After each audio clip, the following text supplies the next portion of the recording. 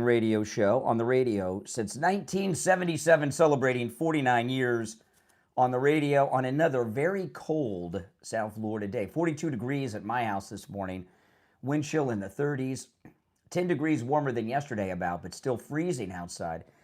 I'll never live up north again. I just can't handle this cold weather, and it affects everything about my voice and everything else. We've got a lot to cover, and I'm going to jump right into it. There's a big development with Don Lemon that I'm going to get to in a little bit. Huge development with Don Lemon.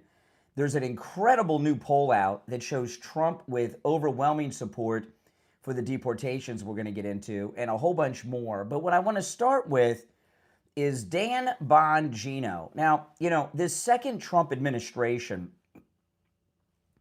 has operated with complete perfection, above and beyond expectations, except for the Justice Department, okay? We've had some problems with the Justice Department. The elephant in the room, we thought Comey and Brennan and Clapper would be on trial by now, maybe even in jury deliberation phase, or maybe already sentenced to prison, and that hasn't happened.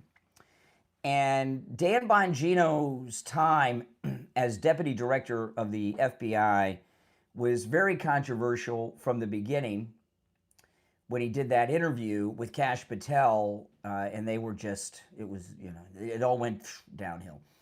And then Bongino quit, and yesterday he returned to his podcast, and of course his first guest was President Trump.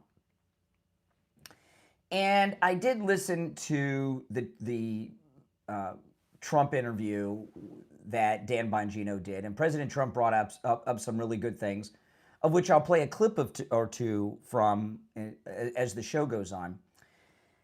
But I realized what President Trump is doing with Dan Bongino. And, President Trump, Eric Trump once said on an interview, I can't remember who the interview was with, but Eric Trump said that this was during the Autopin years when they were, shooting President Trump and trying to put him in jail and all of that. And Eric Trump said that his dad is at his best when he's down, right? When you think the odds are against him, when he's facing some crisis, that's when he's at his best. And one of President Trump's greatest skill sets is, of course, media manipulation and marketing. That's one, to get his message out there. And another one of his great skill sets, he has many, but these are two of the greatest.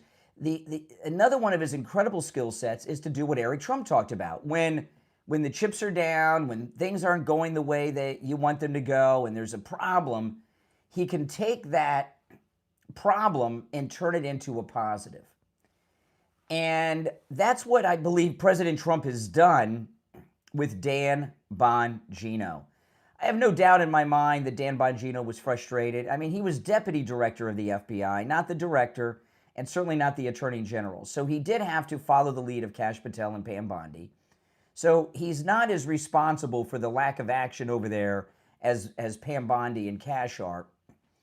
But, all of us are very upset and disappointed with them. And when he quit, I stand by what I've said all year long. I think it was financially devastating to him and his wife and their family. While Dan Bongino was making millions of dollars with his entire business before he became deputy FBI director, he was kind of new to that money. And he doesn't have the unlimited wealth like, say, a Scott Bessent and others in the Trump administration that can walk away from their business or their company and still be millionaires and billionaires. And I think it was financially has wrecked his family. And I believe he went back to do his show, not because he was frustrated with the way things were going. He was certainly frustrated, but I think the main thing was the finances. And that's okay. We all got to make a living and support our families. Why do you think I do that? How many shows do I do a day? Why do you think I do so? I'd love just to do one a day and maybe get a day off on the weekend, but you guys catch me doing, if I'm not on the radio, I'm doing a podcast or a live stream, even on the weekends at crazy hours of the morning and late at night and all kinds of stuff. So we all have to make a living, and I understand that. But President Trump has a history of not liking quitters, and Dan Bongino quit. In fact, Sarah Palin, I remember when Sarah Palin resigned as governor of Alaska, Trump was on an interview. He was not happy with that. And the fact that she was a quitter is probably one of the major factors as to why Sarah Palin didn't have a part in the first Trump administration. She was still a big deal back then. And he does not like quitters. There have been other people that have quit, and he just doesn't like quitters. And I get it. I don't like quitters either. And I'm certainly not a quitter. And my wife will tell you that, and my daughter. I don't quit much of anything. And and Dan Bongino quit. I understand why he quit. I understand his obligation, to his family and everything else. I get it, and I don't hold that against him. But he probably shouldn't have taken the job in the first place in a situation like that. If he would have explained to the president the financial situation, I think he would have understood.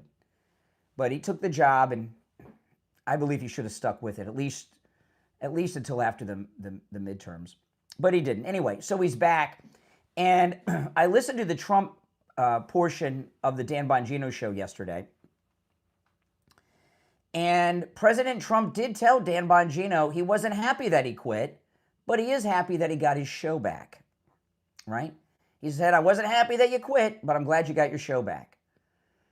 And so President Trump has taken this quitter, Dan Bongino, and turned this negative into the positive of sending him on what I think is a very important mission. And what I mean by that is this. There's a big article today that kind of illustrates this in the Hollywood Reporter. And the headline, this is in the Hollywood Reporter, and this came out yesterday, and you can see this on my X. And here's the headline: MAGA versus MAGA. Who's winning the right-wing media meltdown? Tucker Carlson versus Ben Shapiro, Candace Owens versus Mark Levin. A year into Trump 2.0, the country's conservative firebrands are at war over Charlie Kirk, Israel, and anti-Semitism. And in this, they have this graphic. They have Tucker, Megyn Kelly, Candace, Bannon, Nick Fuentes, Loomer, Alex Jones, and a whole bunch of others are in this. And they're fighting. It's pretty good artwork, and they're all fighting one another. And after the Never Trumpers assassinated Charlie Kirk, things really started falling apart as we're in this midterm election season when it comes to the super famous conservative influencers. And I've talked about this over the last couple of months. Is what I've come to realize is these psychotic narcissists, which is what most of them are, they were all kept in check by Charlie Kirk. And without Charlie Kirk, they're all, it's like the Hunger Games. They're all fighting to be the new Charlie Kirk, the voice of the conservative influencer movement. And it's caused incredible destruction. And many of them, if not most of them, are attacking President Trump in every move that he makes and his policies and everything else. And it's causing a lot of damage to this great movement that President Trump built. And I think that what President Trump said to Dan Bongino, I think he meant it. I wasn't happy that you quit, but I'm happy you got your show back. Okay? So I think he was ticked off because President Trump doesn't like quitters, and Dan Bongino quit. However, now that he's back on his show, he's going to take that and use it for his agenda, the Trump MAGA agenda, which is a good thing. And I believe he's going to use what President Trump is beginning to do is use Dan Bongino to get these Candace Owens, Ben Shapiro's, and Tuckers in check and get control of the situation, because he's as famous as they are, and he can headline these CPACs and Turning Points and everything else, and get things trending on X and get these Hunger Game wannabes under control and get these narcissists to stop doing damage to our great MAGA movement in this midterm election, which is the most important midterm election of any of our lives.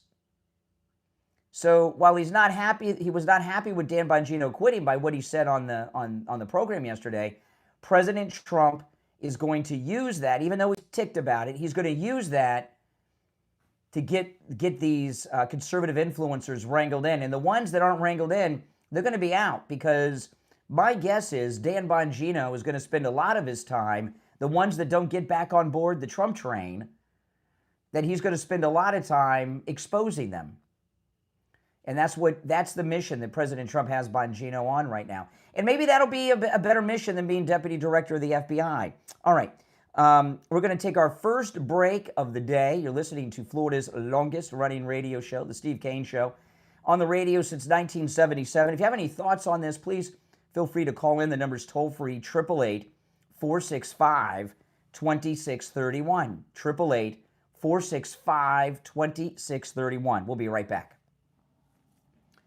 Yeah, what do you guys think about that? If you'd like to weigh in on that, give me a call.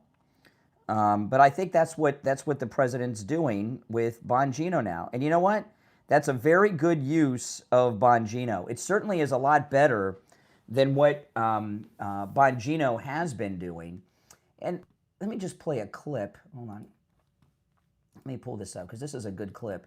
This is the president on with Bongino yesterday.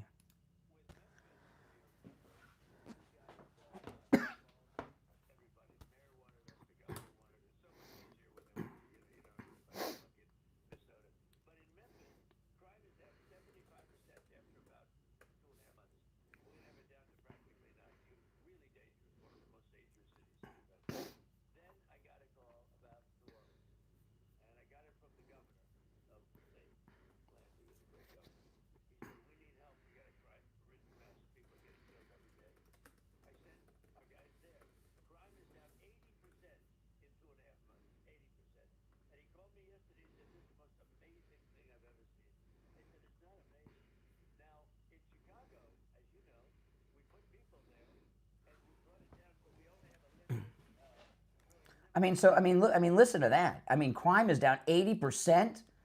This is really amazing stuff that we're seeing when it comes to crime. I mean, crime is down like you could not even imagine before. But do you guys agree or disagree with me so far as this mission that the president has sent Bongino on? That he's not happy that he quit, but he's going to use that as an opportunity to get these big mouth narcissists back on board. And I think that is most definitely the truth. If you're on hold, stand by.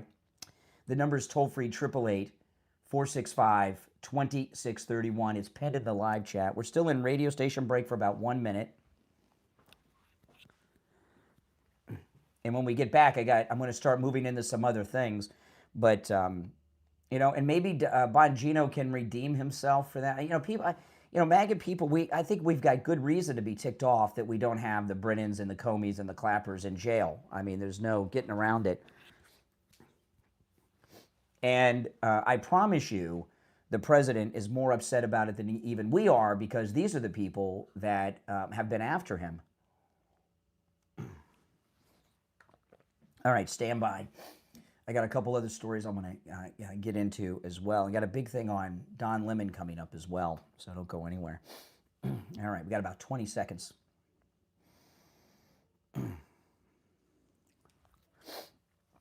Stand by.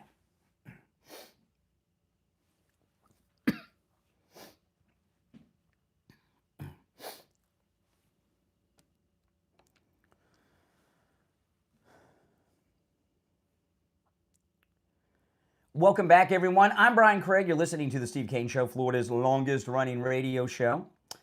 Our number, 888-465-2631. And I hope I'm right about this mission that the president's sending Bongino on right now, because these narcissistic conservative influencers, from Candace Owens to Megyn Kelly and everywhere in between, they have done tremendous damage to our great MAGA movement. And it's all out of just ego and desperation. Nothing good.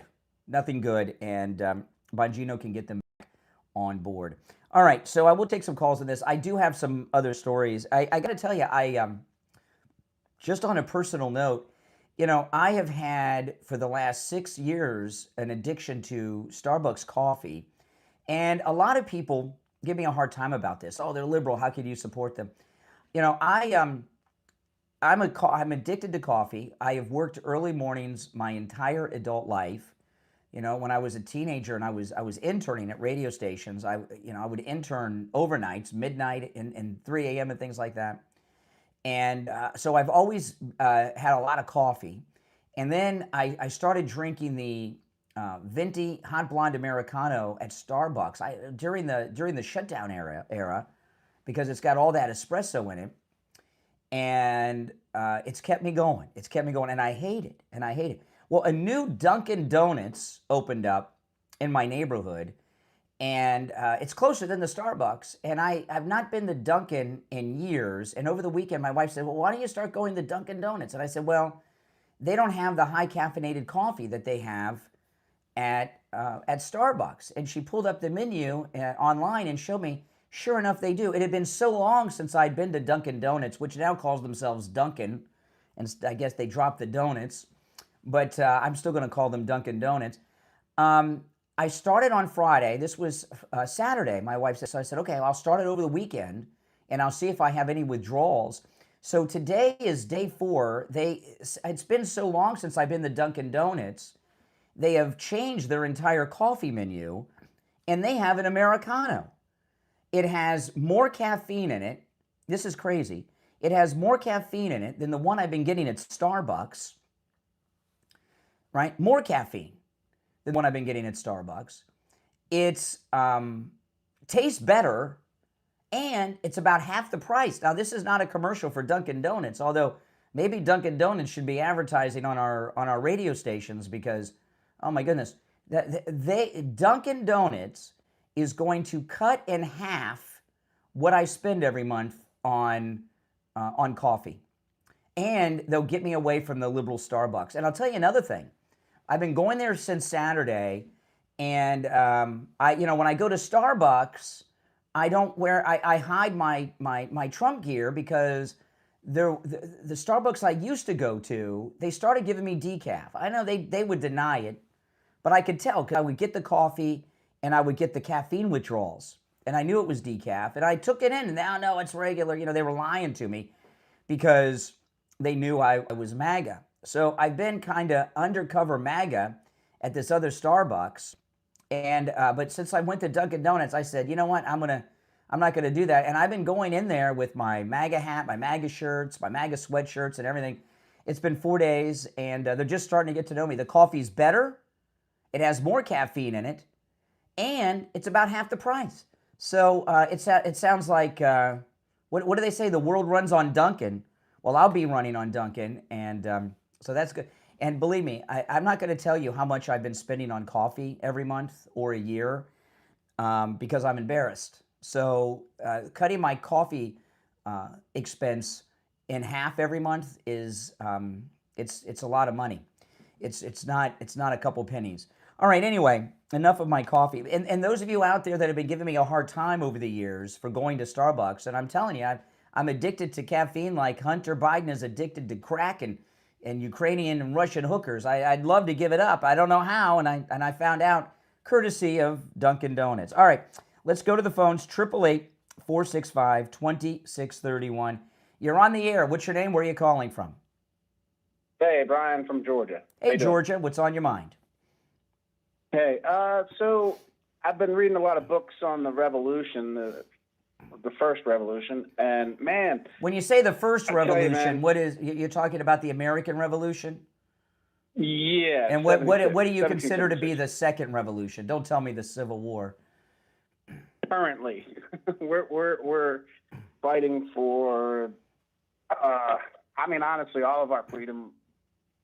Incarcerated. Debanking, everything is on the line for this generation. Oh, yeah, there's what's going on. Okay, now let me I'll let you say what you want to say, but let me just clarify a little bit about what you're talking about because I want people to understand this. The American Revolution was a tax revolt and a violent revolution. Victor Davis Hanson, the great Victor Davis Hanson, who I hope he beats the cancer because he's the greatest conservative mind alive today. He's brilliant. Victor Davis Hanson. Yep. He says what's going on right now, what Trump is leading is a counter-revolution. And it's obviously nonviolent, at least on our end. And it's a major cultural revolution that's going on that is covering the things that you mentioned and much more. There's a difference between the American Revolution in 1776 and the Cultural Revolution that Trump began when he came down the escalator. One's violent, this one's not. Yeah. Well, as pivotal as that struggle was, every election it gets more and more intense, like the things that are on the line. But our founding fathers were their financial security and their actual, they were treason. The Crown considered them treasonous. Okay, so what'd you call about this morning? Yeah, so I compare Bongino to what Thomas Paine referred to as a summer soldier, and what Trump and we all need right now are to be winter soldiers, where there's guys. What does that mean? A summer soldier? What does that mean? Yeah, so when it's warm, when it's comfortable, like usually armies would go to war during the warm seasons, and then they would, like in Europe, they would take the winter off. Oh, I see. And they would, set up quarters somewhere. Yeah. So Thomas Paine, to fire up the troops when we kept getting our asses. Yeah. Radio safe language, please. Radio safe language. Oh, I'm sorry. You're okay. That's okay. Borderline. I'll leave that up to you, Mike, to decide. Yeah. Oh, I just assumed it was just us, basically. So, so when we were getting beat by the British on the regular, Thomas Paine was out there trying to find another pamphlet to inspire the troops to keep fighting. Yeah. And so what he came up with was, to try men's souls. And so he compared These the are the guys times that were that out try there men's fighting. souls, yes. Yeah, so people need to read what our founding fathers went through. And Well, I'll that tell you, they were, no doubt about it, but, just to be more relevant, to what's going on today, Sure. I stand by everything I've said about Dan. I think Dan Bongino I think over-exaggerated his resume and qualifications on the air over the years. Federal agent, cop! He was a federal agent, True. and he was a cop, but there's different types of cops and there's different types of federal agents. And I don't think that he was like, the kind that was knocking in doors and doing investigations. And he just hyped up his resume. See, that's something I can't do. I've been on the air since I was a teenager, and there's people in this audience that have been listening that long, right? So you never hear that from me because the phone would be lit with somebody right out the bat that says, "Wait a minute, Brian, I was listening to you back in '94." That's not true. But Dan Bongino, I believe, hyped up his qualifications and resume, and he got into a job that he really didn't know how to do. But if he wrangles in and rids us of Nick Fuentes and Tucker Carlson and Candace Owens dominating the conservative influencer news cycle, that will be a very good mission for him to accomplish. And so I'm not going to constantly tear him down because I think President Trump, who does, as I said, President Trump doesn't like quitters. He made a reference to it on Bongino's show. I didn't like it when you quit, but I like it that you got your show back. He was letting us know that we're listening that he doesn't like quitters, but he can turn that and redeem himself a little bit if he wrangles in the Nick Fuentes, Candace Owens, Megyn Kelly's, Tuckers, and all these lunatics, Alex Jones, who are trashing Trump every other day. Well, do you think that? I think that Matt Gaetz and Chaffetz and Gowdy and Bongino, all these guys track, like you do, like they track all the developments in these stories. So they know the players. They know who's guilty. They know every process along the line because, they have to pay attention to stuff. But Gowdy was a summer soldier, too. Chaffetz, you cannot trust Trey Gowdy. First off, I don't know what he's doing with his appearance, but I can't even look at him. He looks like he's transitioning not into a woman, but into an alien. He's very hard to watch on television. And on his Sunday night show during the campaign, he was trashing Trump at the. I would catch the end of his show. Oh, really? His Sunday night show, I would catch it early in the mornings during the campaign. He was criticizing President Trump and how he was campaigning every week. You can't trust Trey Gowdy. When he was in Congress, he was like Comer. He'd I go agree. on TV, I'm going to get him, we got him, I Right. got the guy. And then the hearing would happen and nothing would happen. So Trey Gowdy sucks. But that's like that's where our conservative fighters go to die. They go to Fox and they think that they've made it. I think Gates ought to be brought back, and we try. I don't know. And get him, Jesse Waters. him- Jesse Waters does incredible work on Fox, and there's some others. You know, not everybody's perfect, but no, I think Jesse Waters is great. You know, and you know, I know what you're saying, and not everybody is as MAGA as we would like. And I'll tell you another one is Brett Baer on Fox. It has become very good friends with the president. And if you follow Brett Baer on Instagram, he must be a member at Mar-a-Lago because he's there all the time and he's golfing with the president all the time in Palm Beach. So, you know, no, I wouldn't give it to Fox like that. There's some people that are really, and Brett Baer was not always so Trump, but he's changed. No, he was not. He is now. He was not. Well, this is the time. I'm telling this is why I liken it to the second revolution, because if they get back in power, or when they get back in power, the gloves are off. This country is not. They came after. All right, I'm not going to get into revolution, but I appreciate the call from Georgia. If you're on hold, stand by. It's 31 minutes after the hour. We'll be right back. All right, if you're on hold, stand by. I want to move into another story that I want to get into. Then I'll go back to. You're welcome to call in about the Bongino thing, you know. But I got another story that I want to cover, and I want to tell you guys. You know, Mike Lindell, big supporter, sent me 2 new commercials that I got yesterday morning before the show, and it's amazing. There's this massive sale going on, the annual mega sale, but it's free shipping. Listen to this.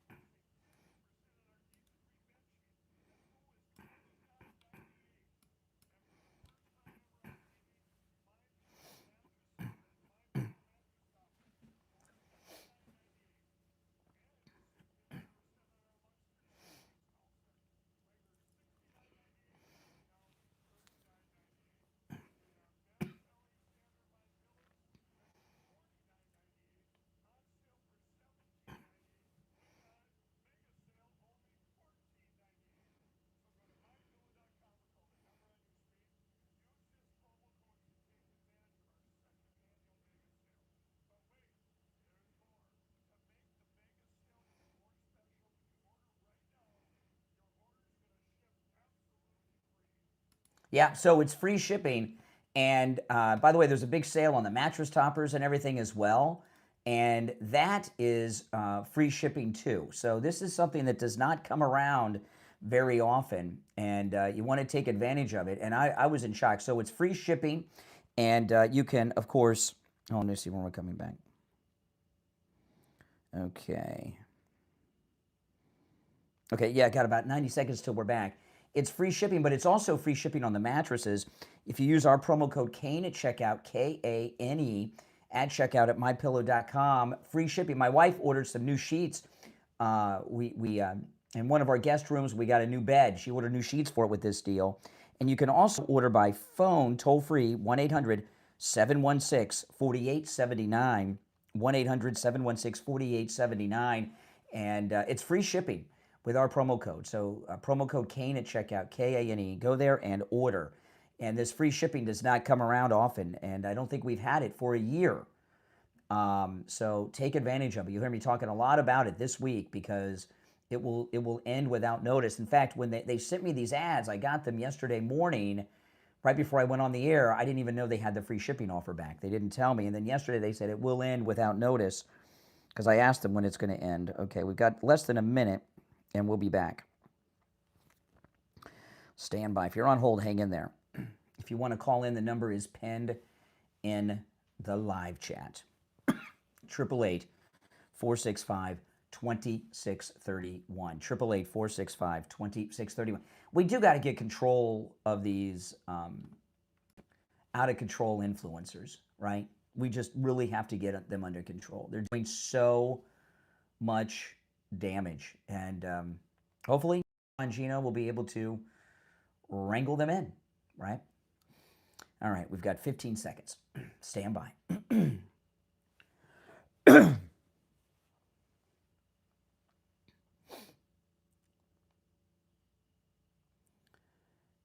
Welcome back, everyone. I'm Brian Craig. You're listening to The Steve Kane Show. All right, so you're welcome to continue to call in about the Bongino story, and I'd certainly like to hear your thoughts and opinions.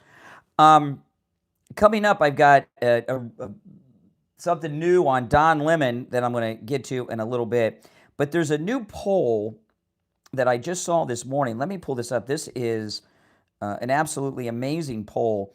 You know, I've been telling you that 3/4 of the country are supporting Trump, and there's a new poll that backs that up. This is in Trending Politics, and all the stories I talk about are on my X at Brian Craig Show. Listen to this new poll that's out.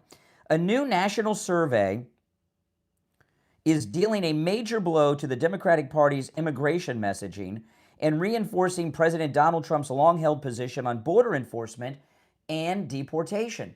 Now, have you noticed that since President Trump sent Tom Homan to Minnesota, that we're not seeing nonstop coverage of violence out of Minnesota? Have you noticed that? Since Pam Bondi started arresting people from that church, have you noticed we're not seeing nonstop violence? When's the last time you've seen a Tim Walz or Mayor Fry press conference out there? It's been a while, hasn't it? Yeah, Tom Homan's gotten things under control.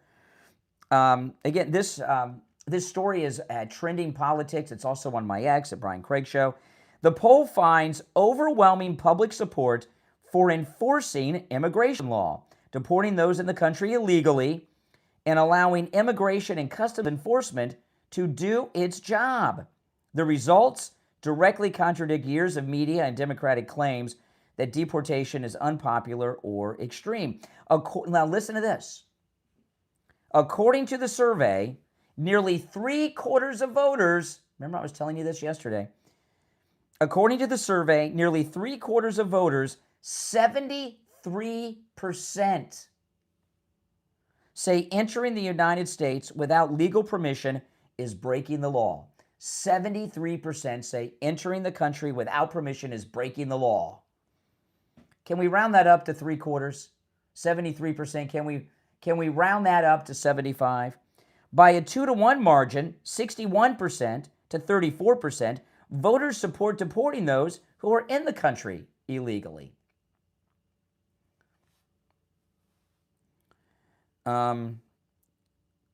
Let's see here. A majority, 54%, want ICE actively enforcing federal immigration laws and removing illegal immigrants. 58% oppose defunding ICE. Those numbers cut across party lines, with independents and swing voters citing far closer to the Republicans than Democrats on nearly every question related to immigration enforcement. The political consequences for Democrats become even more severe when voters are told the party supports defunding ICE or shutting down the federal government to stop deportation. The polling shows the generic congressional ballot flips dramatically under those scenarios. Democrats' 4-point advantage disappears entirely when voters learn Democrats oppose ICE enforcement. If Democrats push for a government shutdown to defund ICE, Republicans gain a 2-point lead nationally, representing a 6-point swing away from the Democrats. Among swing voters, the shift is a staggering 16 points towards Republicans. The survey also shows how isolated Democrats are on the border issue of illegal immigration. 64% of likely midterm voters, now that likely voters is the most scientific polling sample there is, right? 64% of likely midterm voters say illegal immigration is a serious problem in the United States, including 71% of swing voters. Republicans agree, along with a solid majority of independents. Remember, every election, they're saying, oh, it's about the independents, the undecideds. Well, we got them. Democrats are the only group where most respondents claim illegal immigration is not a problem. So this is looking good as we move into the midterms. All right. 888-465-2631 is our number. You're on the air. Hey, how you doing, Brian? What's your name? Where are you calling from? My name's Michael. I'm calling from Colorado. All right, Michael in Colorado. What's on your mind? Dan Bongino is on my mind. Okay. I'm curious to know if you think if Dan Bongino was lying before he went to the FBI or after he went to the FBI. Boy, that lying. Lying about what? The Epstein files. I don't think he was lying. But his story changed from before he went in the Well, FBI. what was what was the difference? Think about this. Before Dan Bongino went to work for the FBI as deputy director, all right, he was on the air like me, and he was talking about the Epstein files. What's the difference between Dan Bongino before and after he went to the before he was at the FBI and he was doing a show like me, and then he's at the FBI? Right. What's the difference between Dan Bongino and those two scenarios involving the Epstein files? His narrative. No. There's his narrative. No. What's different about what he knows? What's the difference between... Okay, I'll quote him. Okay? Do not let this Epstein thing go. Okay, you don't... Okay, slow down. I understand. Because... Slow down. No, you hold on. I'm on a time crunch. Hold on. Dan Bongino's... I mean, let me clarify what I'm asking. You know, you're in Colorado. You're a couple hours behind me. You know, it's colder there than it is here. And half the population are high, you know, because weed's legal. You're not high, are you? Do you smoke weed? You're wasting time, Brian. No, I'm not wasting time. That was not a denial. Okay, I'll let the audience decide what that means. Okay, so far as let me clarify my question. We're talking about Dan Bongino's opinion on the Epstein files. What was the different? I'm hosting the show, so we're talking about whatever I decide. Okay. What is the difference between Dan Bongino's opinion on the Epstein files before he worked at the FBI and after the FBI? He was working there. Because Dan Bongino, if you watched his show and listened to what he said, it wasn't just an opinion. He said he had inside information. Here's what you don't understand. And I would ask if you were just plain stupid, but I just don't think you have the ability to think logically, because I've walked you through the path. The answer is so obvious. The difference between his opinion prior to working at the FBI and then when he worked at the FBI is that when he was working at the FBI, he actually saw the files and had access to them and read through them. So the difference in his opinion before and after, don't jump in. This isn't Jeopardy. You don't have to buzz in to interrupt. Wait until I'm done and then disagree with me. Then people in the audience will think it's thoughtful disagreement, not just knee-jerk, okay, which it is knee-jerk with you. The difference in his opinion before he worked at the FBI and then after is when he was at the FBI, he had an informed, educated opinion because he actually saw them. But Dan Bongino said he had inside information. Well, his source was either his source was wrong then. Why are you choking? Okay. Are you getting high? Or are you smoking? Why are you coughing? You were coughing when I answered the line. Brian, now you're coughing. I'm not. Okay. So I'm you not, understand Brian, the difference between an informed opinion and an uninformed opinion. That's the difference. Does that make sense? Yes, I do. But Okay. Here's the problem. Here's the problem with what you're saying. Okay? Or let me just ask you this question. No, why don't you respond to what I said? I've answered enough of your questions. Why don't you respond to what I said? I'm not here to be interviewed by you. Well, okay. Very well. Now that he is, seen the actual files, he has completely flip-flopped on what his because now he has an informed opinion. Is. See, you don't know anything about these files. He's actually seen them. Well, we're seeing the files now, are we not? I don't know. I don't follow this story. I'm not obsessed with dead pedophiles like you and many liberal guys. I don't quite get that obsession. So you don't care about pedophiles? Well, he has been dead for how many years? He's not hurting anyone anymore. See what I talk about on this program is the news. And if you drop the S in news, it's new. We talk about new things. This is news. No, it's not news. No. Yes, it is. No, it's not news. It's news to you because you and your friends. There are victims out there, Brian. Do you not care about the victims? There's no new crimes being committed by Epstein. Listen, I got to run for the break. Do you not care about the victim? Notice the guy won't respond to a darn thing I say. It's just question after question because there is no response to what I've said for him to give that he would defend his position. If you're on hold, stand by. It's the Steve Kane Show. My name is Brian Craig. We'll be right back.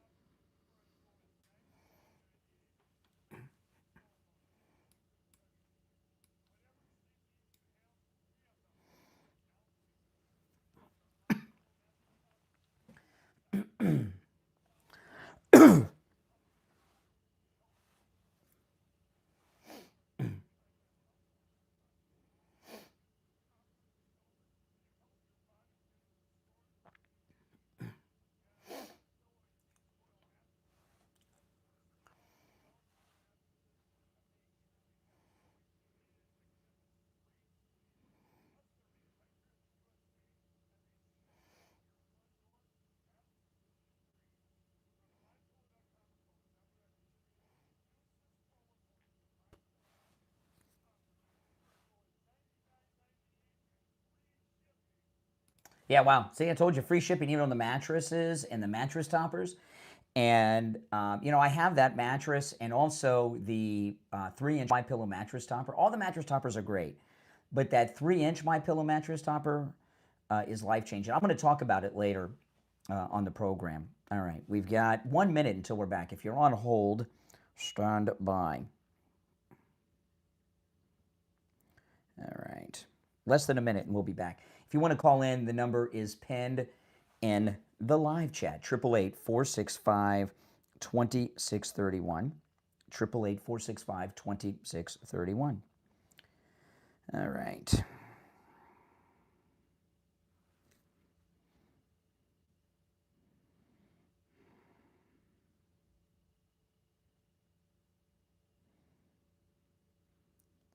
Stand by, guys.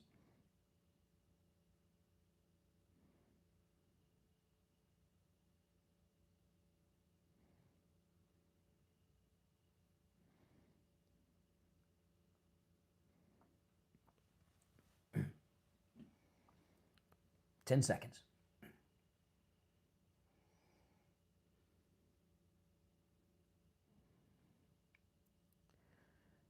Welcome back, everyone. I'm Brian. You're listening to The Steve Kane Show, Florida's longest-running radio show. On the radio since 1977, our number's toll-free, 888-465-2631. See, we've got all this great news going on that Trump is going to get control of these narcissistic Candace Owens types.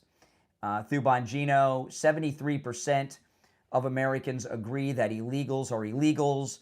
Over 50% believe that the deportations are right. The Democrats losing in every poll when they talk about defunding ICE, which is their only real platform point they have in the midterms. So what happens? I go to the phones. What do liberals talk about?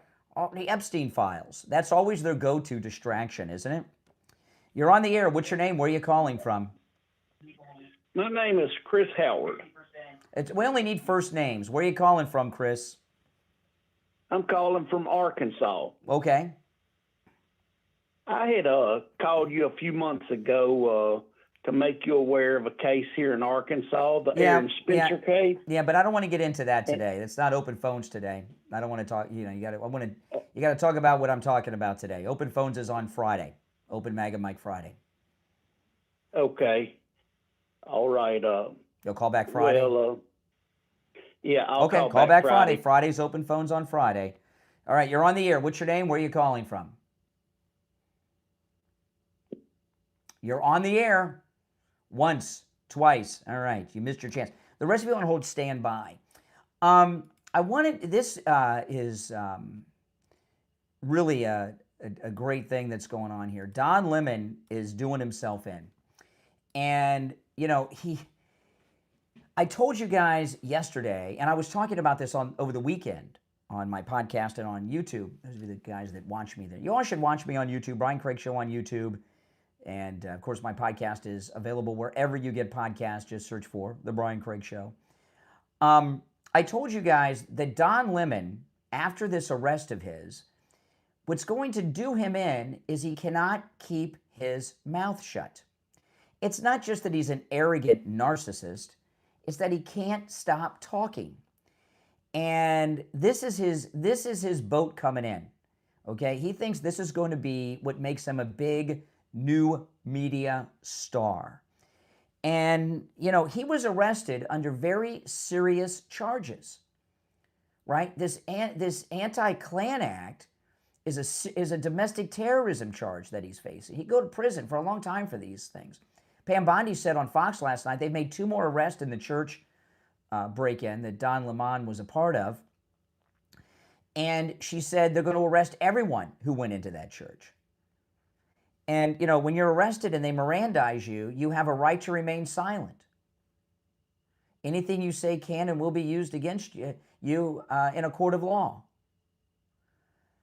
And Don Lemon can't stop talking.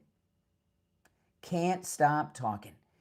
And all of these interviews that he's doing is evidence and testimony, believe me, that the prosecutors are watching. And this doesn't just go for interviews that he does, like he was on Kimmel last night, or he does a podcast interview. It also goes for his own show. And part of the thing is, on top of his arrogance, and what he thinks is that he's a famous celebrity and he can get away with things. And I can see why he would think that, because some celebrities have gotten away with some things. Robert Blake got away with murdering his wife. Alec Baldwin shot a woman dead and shot the director that was behind her. And he got away with that. O.J. Simpson, while he got away with murdering his ex-wife and her friend Ron Goldman, he did eventually go to prison in that hotel hostage situation. And he did either 6 or 8 years in that case, if you remember. And so celebrities do not always go free. And also, Don Lemon doesn't seem to understand that this indictment didn't just come from Pam Bondi and some judge, that he was indicted by a federal grand jury in Minnesota. That's the same jury pool that will be used to impanel a jury in a criminal trial. Even if Don Lemon beats the criminal charges, which are, he may or may not, we don't know. Even if he beats the criminal charges, that preacher from that church and people in the church are going to file a civil lawsuit against him for the terrorizing of them, their families, and their children. And it's not going to turn out well for him in the long run. and he's too arrogant, narcissistic, and just plain stupid to understand this. And, you know, one of the things about doing interviews that Don Lemon is running into and will run into and talking about it on his show endlessly is that he's got to have new things to say all the time to make people want to talk to him and make it interesting. Okay?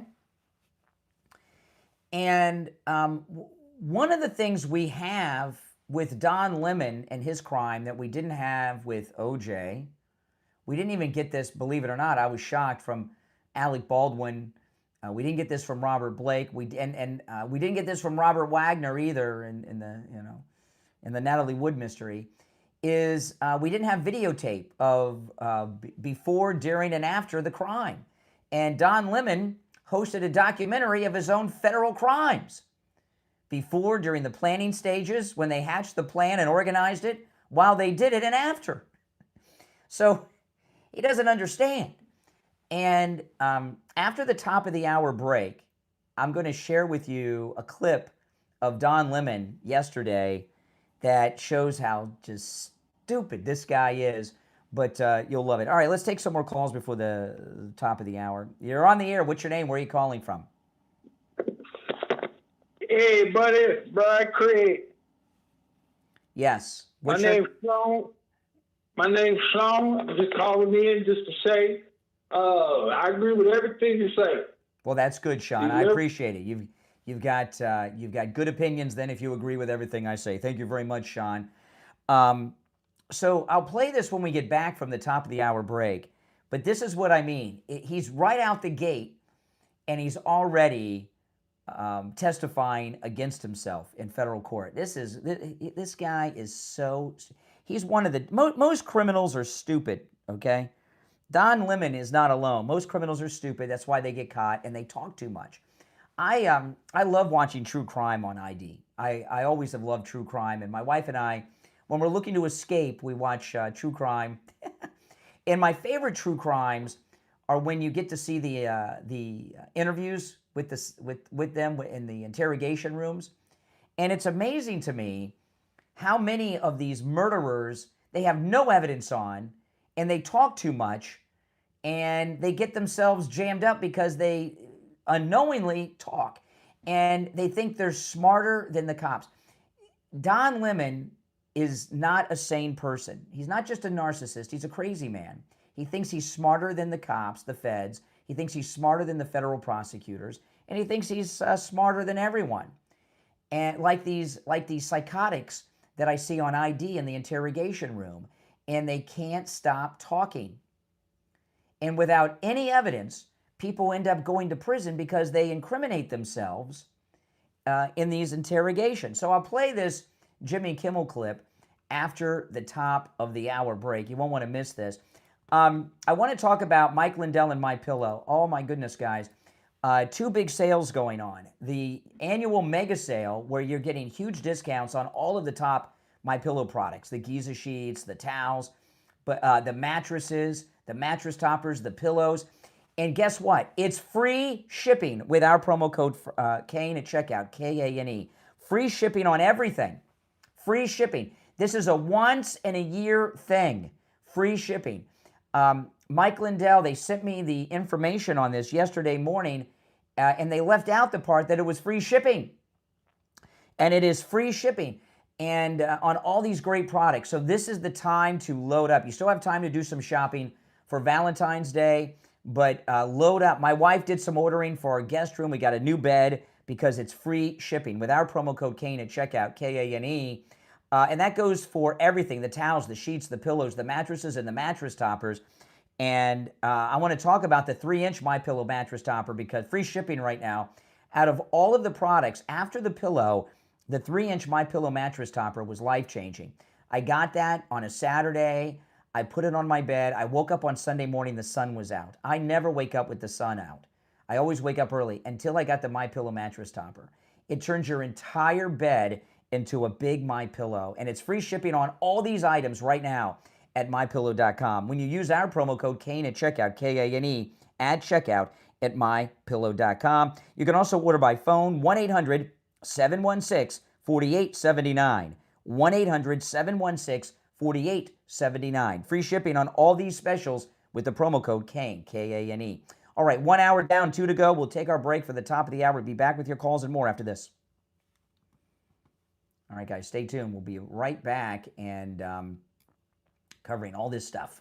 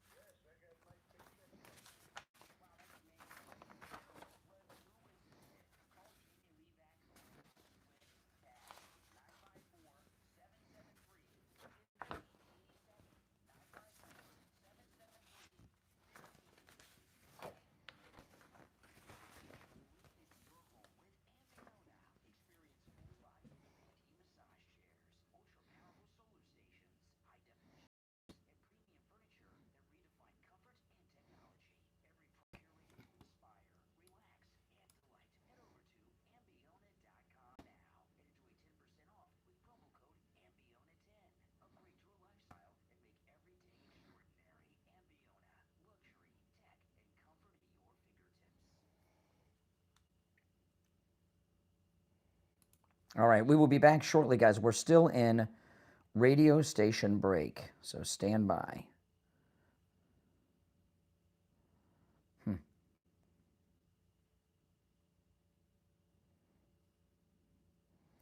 Okay, we will be back in less than 2 minutes, so if you're on hold, hang in there. Okay, there's one last thing I got to do.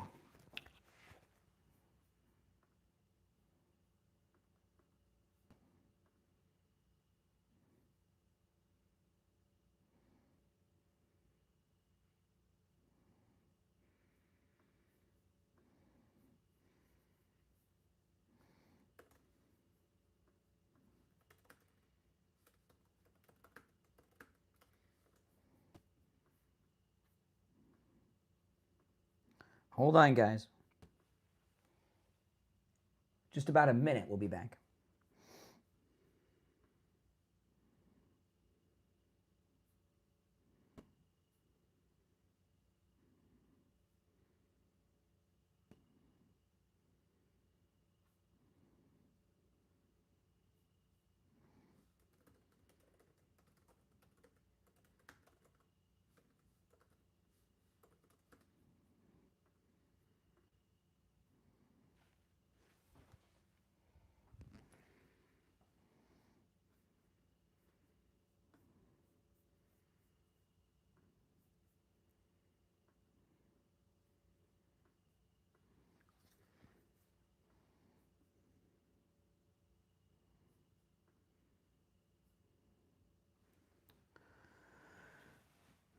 All right, stand by.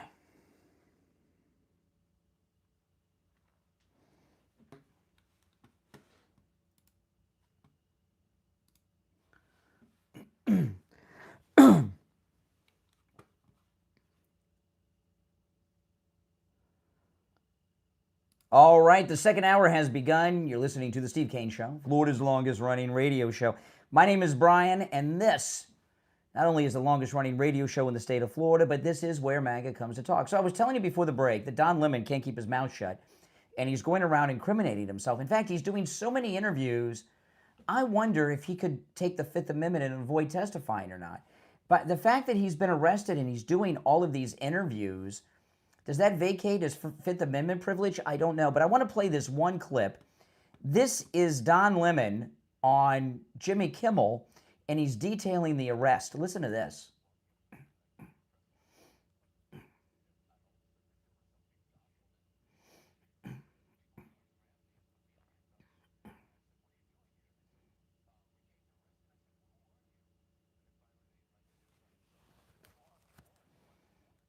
Oh, okay.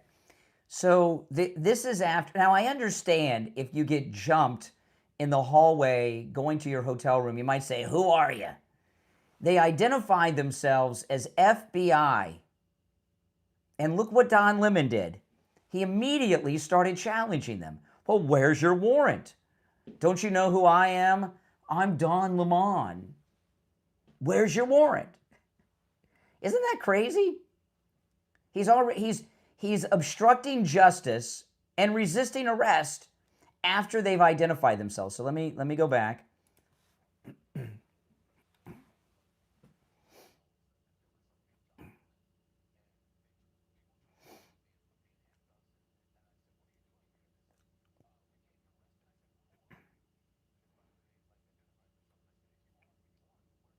Where's your warrant? And I'm going to call BS on this story because I'm looking at him while he's talking, because this was on TV, so I can see his face. The look on his face to me looks like he's lying about how this went down. I mean, you know, to my knowledge, Don Lemon's never been arrested. I've never been arrested. And a guy that lives their life obeying the laws of our great nation your entire life, all of a sudden you find yourself arrested by a FBI team who's that calm, cool, and collected. And I'm looking at the look on his face, and it just looks like the look of a liar to me. But it just might be his narcissism, and maybe he sees himself on a monitor off set, and he's like, "Oh, I'm on TV." I don't know. All right, so anyway, he says, "Where's your warrant?"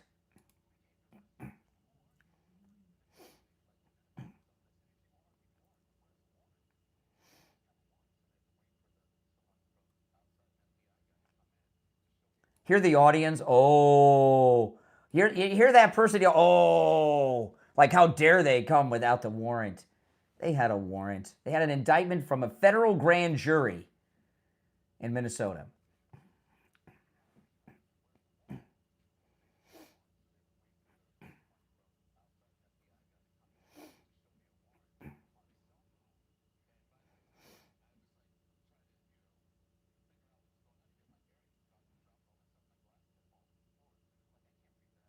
Oh my goodness. See this? I mean, the arrogance with this guy. How dare you? I'm Don Lemon. How dare you arrest me? Where's your warrant? So they bring up the warrant on his cell phone, and he dropped his glasses and he can't see it. And I was like, well, I can't see that.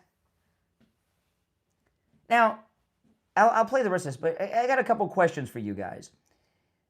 Do you believe this is how it went down? You know, in this hotel, don't hotels have cameras in the hallways?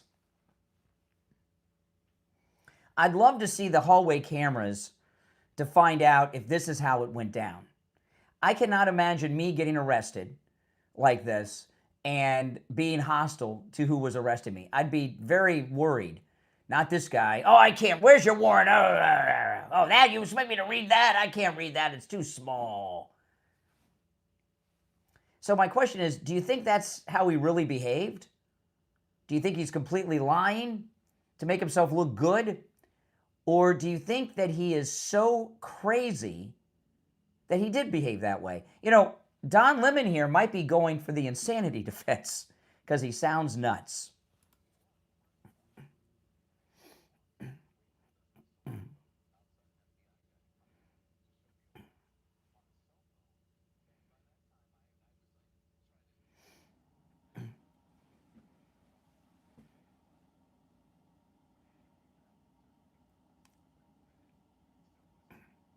It means you're under arrest, that you have an indictment from a federal grand jury. That's what it means. So now what is he? He's out here trying to argue the case with the feds that the warrant's no good.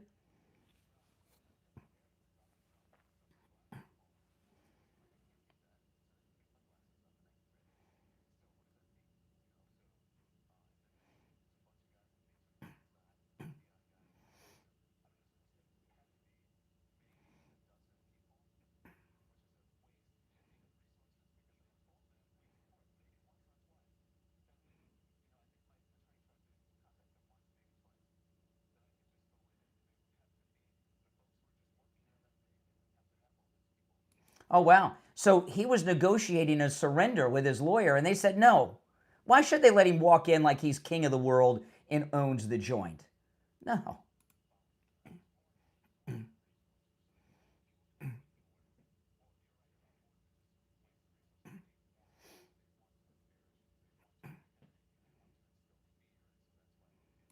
No, they didn't do it. They did it because you're no one special. You know, look what they did to Bannon. Look what they did to Peter Navarro, right? And others who worked for President Trump. Right? I mean, come on. No, you got treated like everyone else. And on top of that, if he was allowed to surrender, he would have marched in there with the press like he owned the joint. And it wouldn't have been just a simple surrender. It would have been a very dangerous place because all these anti-ICE protesters and everyone would have shown up and made a mess of things. They had to do it this way in an unexpected way. All right, let's go to the phones. You're on the air. What's your name? Where are you calling from? Good morning, Conservative Doug. Hey, Doug. You know, I'm hoping that you're right that Dan Bongino is going to start bringing these people back in line, man. Because you know, when I hear a liberal tell me, "Oh, your party's starting to fall apart," I said, "What do you mean?" Well, they're walking away from. I said, "Well, here's what you don't understand. There may be a couple, maybe that'll be against President Trump, but we're not leaving President Trump. MAGA will be going against them. So Correct. if the election comes up, we're not going to vote for them. We're going to vote for the people who are only backing President Trump." Correct. Oh, yeah. But, yeah. Anyway, so it's just the sad thing was going on. It's going to hurt the midterms, I think. And, you know, some of the people on the fence will want to become. You look at all the polls. Train. I shared a poll in the last hour. 73% of Americans agree that the illegals are illegal. 54% support deportation. And among independents and even Democrats and independents, they lose to Republicans when they're talking about defunding ICE. So no, we've got the people on our side. We've got everything on our side.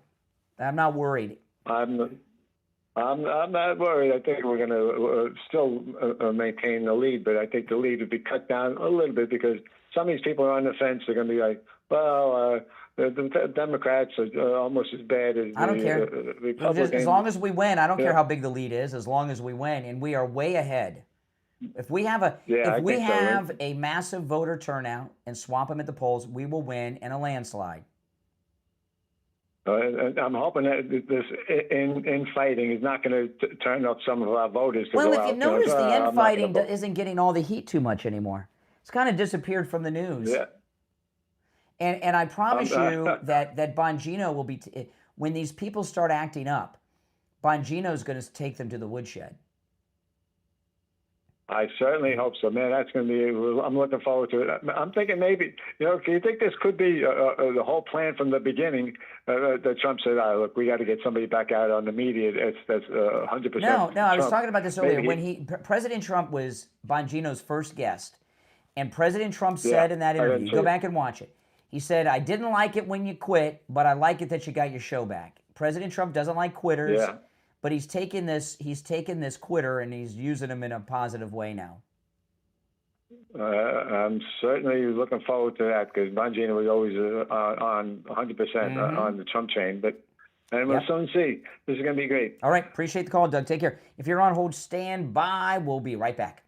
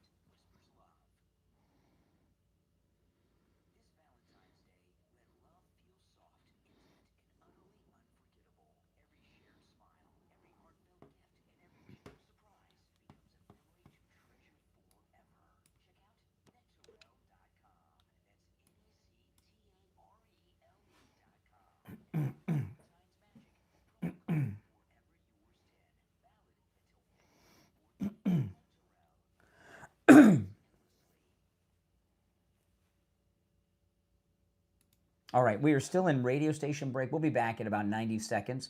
If you're on hold, stand by. And if you'd like to call in, the number's pinned in the live chat. You look, I pulled this up so you guys can see this. Look at this. This is in Trending Politics. This is on my X.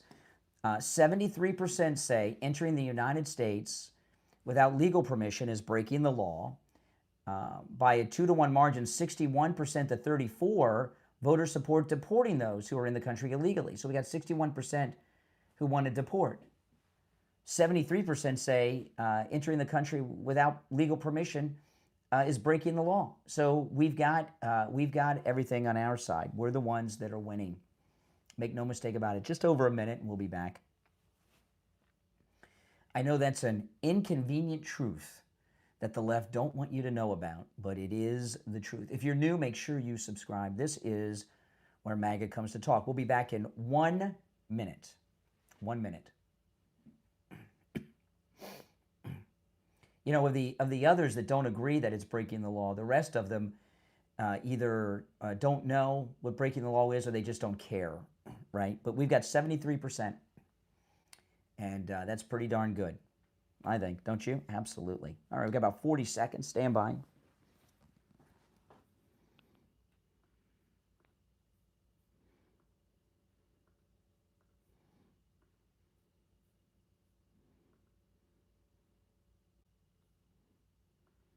Mm-hmm.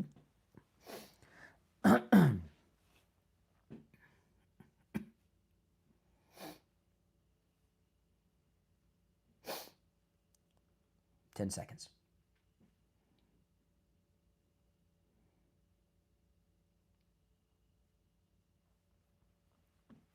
All right, we're back. I'm Brian. It's the Steve Kane Show. Yeah, so here's the poll. This is in Trending Politics today. I went over this in the last hour, but listen to this.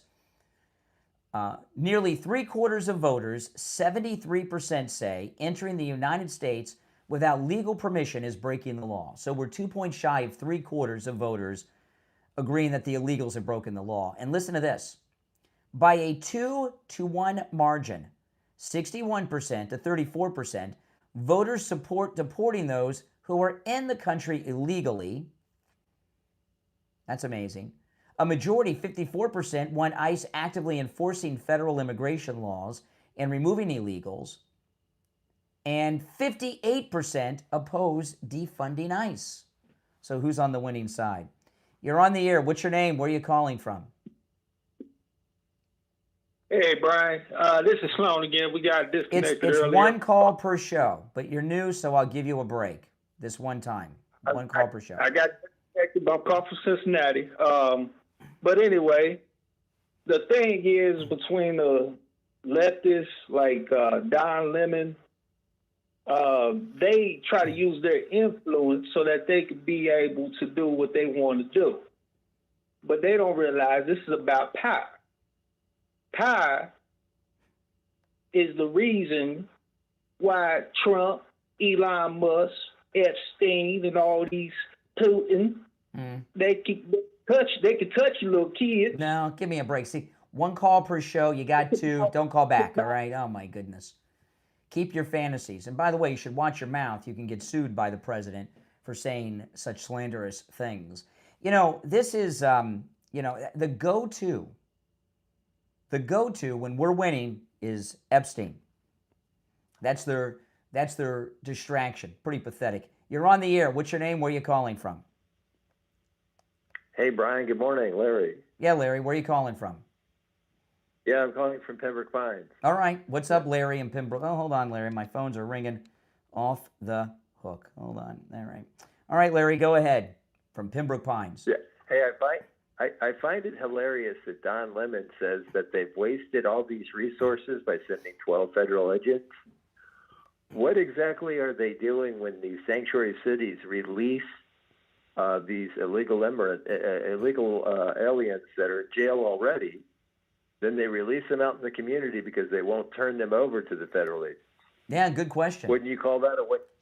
Yeah. Wouldn't you call that a waste of resources? Yeah, exactly. And Don Lemon says, well, they could have just let me surrender. Well, who is he to dictate terms to the FBI and the Justice Department for his arrest, for a major federal felony.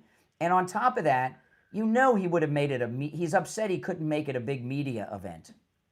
He would have shown up with every media person in the country there and a bunch of anti-ICE protesters causing trouble. Yeah, and did he ever see the Roger Stone, capture, the arrest? Where they have about 40 agents out there? With CNN at 6 in the morning? With CNN. Exactly. Exactly. I mean, and Peter Navarro, I had Peter Navarro on the show talking about this. When they arrested him, he could see the Justice Department from his living room window. Not only did they bust in and arrest him, when they took him into the jail, they put him in not just handcuffs, but leg irons, like he's on a chain gang. They put him in the same cell that John Hinckley was put in when he shot Reagan, and they sat around laughing at him that he was in Hinckley's cell. That was okay? Amazing. Yeah. No, just disgusting is what it is. Well, they're liberals. All right, Pembroke Pines, good to hear from you. Thanks. Take care. All right, take care. All right. You're on the air. What's your name? Where are you calling from? Hey, Brian, this is Dave from Pennsylvania. Hey, Dave. I'm going to make that 74% because nobody asked my opinion, so I'm going to do it for them. So we'll make it 74% now. Yeah. This poll's devastating to the left. Oh, yeah. Well, there's probably a lot higher number than 73, you know what I mean? Oh, yeah. Because people like me, they'd never ask me, and there's a lot of us still out there. A lot of conservatives don't trust pollsters for very good reason. But I'm calling about Dan Bongino. I just want to put my opinion. I have no problem with him going back to his show. One, because, maybe he found out being through the FBI, how big government is, he probably really couldn't get things accomplished, what he really wanted done with all the loopholes. Yeah. And the way the Democratic appointed judges keep shooting down all this BS, in my opinion. Well, when we talk about the deep state over the years and everything, it's really the FBI's been the secret government and deep state. They've been the leaders of it. So it's hard to get anything done there, I'm sure, if not impossible. As for the media, the bigwigs fighting on each other for MAGA, I don't really pay too much attention to them because they're not authentic like your show. Because you show passion when you do your show, and people might say, well, he's getting paid. Yeah, but so did Rush Limbaugh. He got paid, but he was passionate. You got to make a living. I mean, I'm very blessed that I could make a good living and live in paradise in South Florida doing what I do. But of course, I didn't always get paid. I started out not getting paid, and then when I started getting paid, I don't even know if you'd call that being paid. But it takes a while. No, there's nothing wrong with earning a living, and I respect Bongino for that, and I understand the difficulties at the FBI. But he shouldn't have taken the job. He really shouldn't. He should have stayed. He should have told the president, I just started this thing. I'm making all this money for the first time in my life, and my whole business will evaporate without me. And I think Trump would have understood. Yep. All right, Brian, you keep up the good work. All right, take care. You're on the air. What's your name? Where are you calling from? Hey, you said you were from South Beach, Florida, something around there? Nope, I didn't say that. Okay. Oh, well, you're where all the rich Jews are around there. Is that why you support a pedophile? The rich Jews? Mm-hmm. Where do the rich Jews live? You say that word again, you'll be gone. You say that word again, I'll hang up. Rich Jews, fuck you. Okay, there we go. First one of the day. All right. See, Mike, I told you we got through about 90 minutes of the show almost with the first dump of the day. All right, I want to take a moment to talk about Dr. Philip Appleton and his laser away pain treatment. You don't have to live in pain anymore. And I know this is another cold morning. It was 42 degrees this morning when I left my house. The wind chill was in the 30s. Yesterday it was even colder. And these were the kind of times when those aches and pains that I suffer from were at their worst. Cold, and then the rainy season. And I don't have any of those problems now, no aches and pains, because Dr. Appleton, with his robotic laser away pain treatment, rid me of all my pains. And the reason that it works and the pains never come back, people ask me about this a lot, is because Dr. Appleton's robotic laser repairs the damage that's causing the pain. There's no shots, no injections, no drugs, no surgery, no downtime. And my favorite part about it is it actually works. Dr. Appleton By the way, appointments are not necessary. Walk-ins are welcome. Even if you have x-rays or scans, bring them with you. Dr. Appleton will gladly look at them. The consultation is free.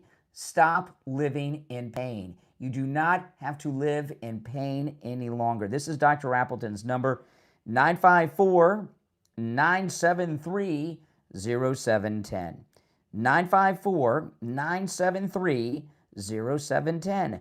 And online, AppletonCairo.com. We'll be right back.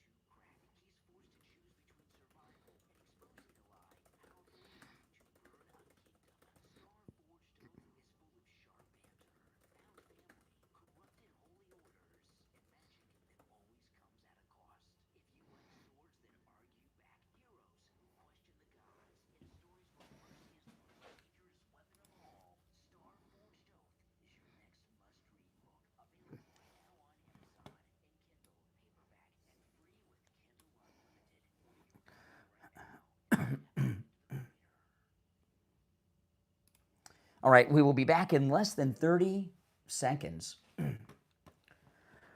10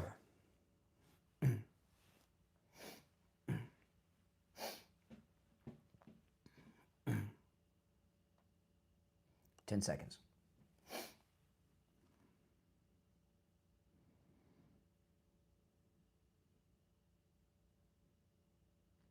Welcome back, everyone. I'm Brian. You're listening to Florida's longest running radio show, The Steve Kane Show, on the radio since 1977, celebrating 49 years on the radio. If you'd like to call in, our number is toll-free, 888-465-2631, 888-465-2631. It's a toll-free call, no matter where you're listening. If you're on hold, stand by. You know, this sad story of Savannah Guthrie from NBC and her mother. Oh my goodness, was that not frightening yesterday? Did you see that? I'm sure you did. It's all over the news. And it looks like, from what the sheriff said, that she was kidnapped And, you know, my first thought was, well, she's elderly. Maybe she wandered off, you know, and they'd have one of those silver alerts. I knew someone where they had to do a silver alert. Steve and I did. I'm not going to share who because it involves someone that is known to some in the audience. But they're, you know, they activated this silver alert because their elderly mother was missing, and it was a whole day affair. It was a real silver alert. They had the signs on I-95 and everything else about the silver alert, and they found her on a toll booth camera. I guess they got the license plate of her car on a toll booth camera, and then they had the photograph of her driving through it, and that's how they found her, and it worked, the silver alert. But Savannah Guthrie, that was my first thought, and it looks like now it's a kidnapping, or at least a suspected kidnapping. And, you know, you got to ask yourself, what's going on there? I saw there's a lady on Fox who's ex-FBI. She left the FBI because of the oppression that people were facing under Biden's FBI.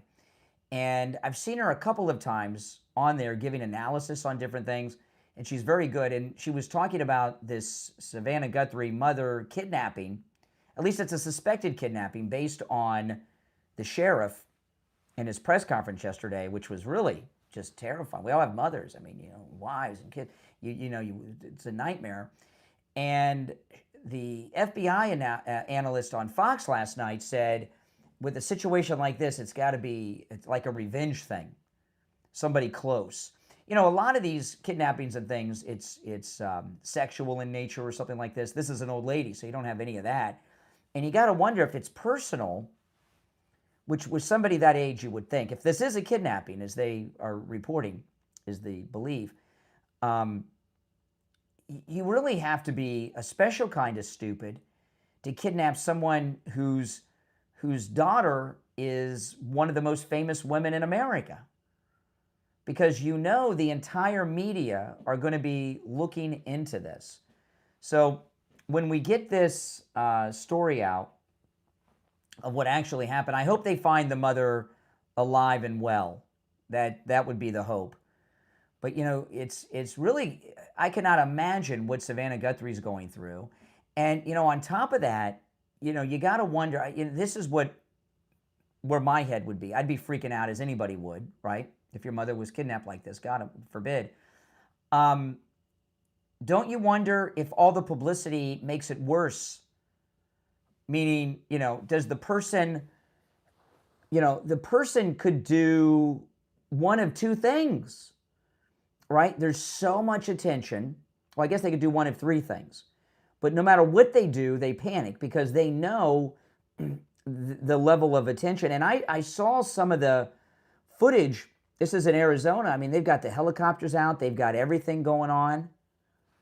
And whoever did this, if this truly is a kidnapping, and that's what's being reported, that's what the sheriff was alluding to. So that, you know, that's what we're going on now. I mean, you know, hopefully she just wandered off and they find her. But if this is a kidnapping, what's the kidnapper thinking right now? Right? We're done for. We're done for. So, you know, and because there's so much publicity, there's like no way out, because this is going to have, every news network is going to be looking into this because of who Savannah Guthrie is. At the very least, if no one else even covered it, NBC would be all over this. And they don't just have a local affiliate, they got a national broadcast network and a cable network. Savannah Guthrie is wealthy and famous, so, you know, she can use that to get a lot going on. And so whoever did this kidnapping, there's no way out for them. If they did it for like a ransom to try to get money, that's over. There's no way they're going to get money anymore. So what do? Does the publicity, you know, if I was in Savannah Guthrie's place, I mean, you never know how you'd react, and hopefully none of us will ever know how you'd react. But I would wonder if the publicity made it worse for mom, right? That the kidnapper gets they see no path out, so they go to make an escape, and they don't want to get identified, so they could do the worst. So they could either abandon the mother, right? And who knows what that means? I mean, they could abandon her by having, but leave her tied up or something wherever she is, so she can't get away and rat them out too quickly. And then, with an elderly woman in the wintertime, it's cold here in Florida. I can only imagine what it is in Arizona right now, especially at night. So, so they could leave and make a run for it, leave her alive, but keep her tied up. They could do the worst, which I don't need to tell you what that is, or they could release her. So out of those, or they could sit tight with mom here and get busted. But there's no scenario where this is good. And in the modern era, with so much technology, when you see people doing these huge crimes like this, you got to ask yourself, how could they think there's any way to get away with this, right? First of all, there's cameras everywhere. We all have them on our houses, and even if you don't, your neighbors do, they always find people. They find so many criminals just from the cameras on people's house. I've got cameras all over my house. You hear me talking about slow-mos. I'm going to talk about them in a minute. I've got cameras all over my house, and the audio and video is absolutely amazing. And when I get, and my neighbors have cameras and everything around their houses too. So, and you look at a woman like this, there's no way Savannah Guthrie has her mom in a house that doesn't have security cameras, and certainly the neighbors do. This is such a high-risk crime. Back in the old days when when we didn't have all this technology, I don't know how they got people. But, we were talking about Don Lemon, right? And he's telling this story of the arrest. There's footage of that in that hotel hallway. We'll find out exactly what he did. And if he did what he said, it's not going to help him in court. But we'll see, at some point, we will see video footage of Don Lemon in that hotel every step of the way, from the hallway where he was nabbed until they walked him out, because there's cameras everywhere. And we were talking about Robert Blake and OJ getting away with murder. OJ today wouldn't have gotten away with it, because there would have been cameras every step of the way catching on all those houses in Brentwood, catching OJ Simpson every step of the way, including traffic cameras, by the way, on the way to and from the murder scene. He wouldn't have gotten away with it. Same thing with Robert Blake. He was at that restaurant with his wife and did all that. He would have been on camera dumping the gun in that dumpster and everything.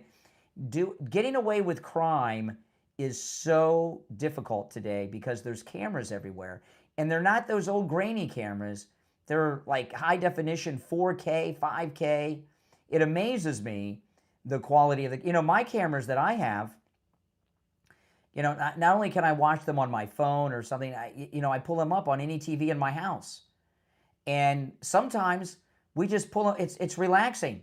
We just pull them up and they've got audio. And the other day we had it up and I'd forgotten it was up and I heard this noise. I was like, where's that cat coming from? And it was something outside. I was like, where's that noise coming from? You know what I mean? So to do something like this kidnapping of Savannah Guthrie's mother is such a high-risk crime. And not only are there cameras on everyone's houses and businesses, the cameras on the roads. So, so you got to wonder what's going on here. And when I saw this FBI agent lady on Fox, and she says, this is personal. This is something personal. I'm thinking, really? Personal? What does that mean? And with a lady at this age, I don't know.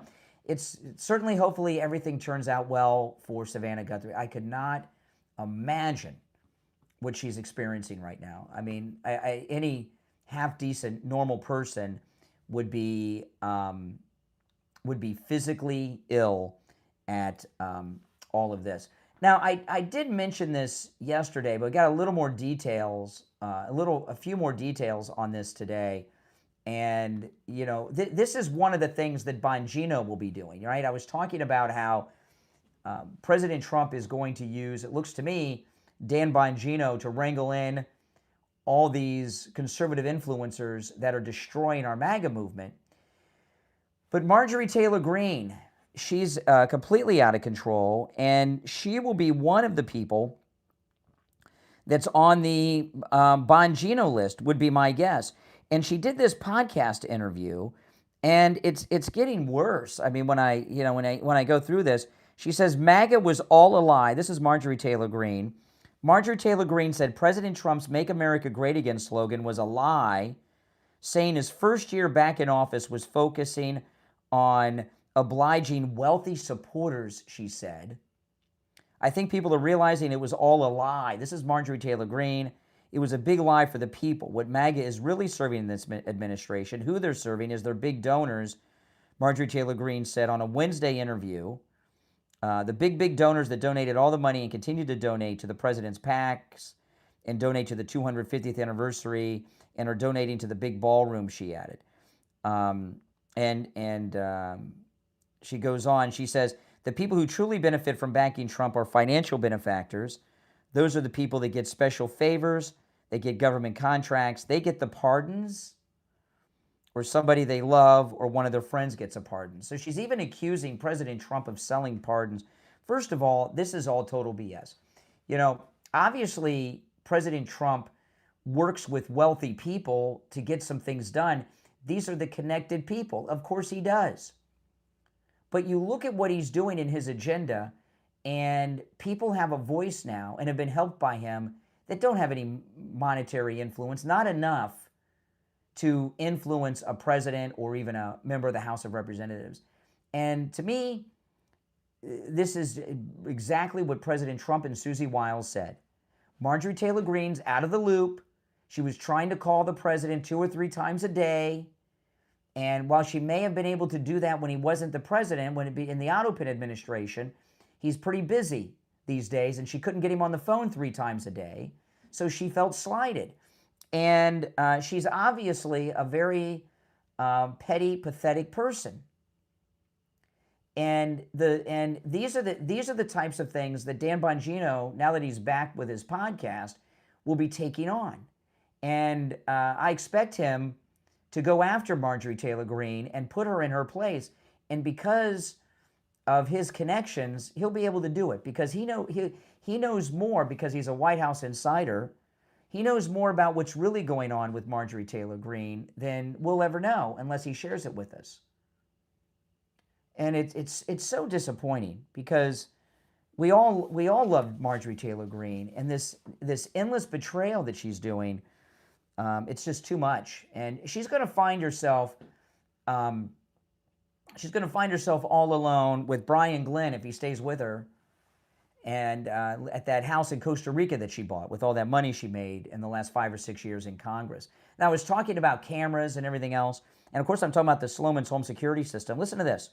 Sloman's Home Security is offering a free home security system with free professional installation and 24/7 central station monitoring, all for just $24.95 a month. And you're locked in with that for 5 years. It's absolutely amazing. It's a free home security system and professional installation, absolutely free. Your Sloman's home security system includes a touchscreen keypad, 3 door or window sensors, a motion detector, notifications, and remote keypad access, so you can check in anytime from anywhere. Give them a call right now.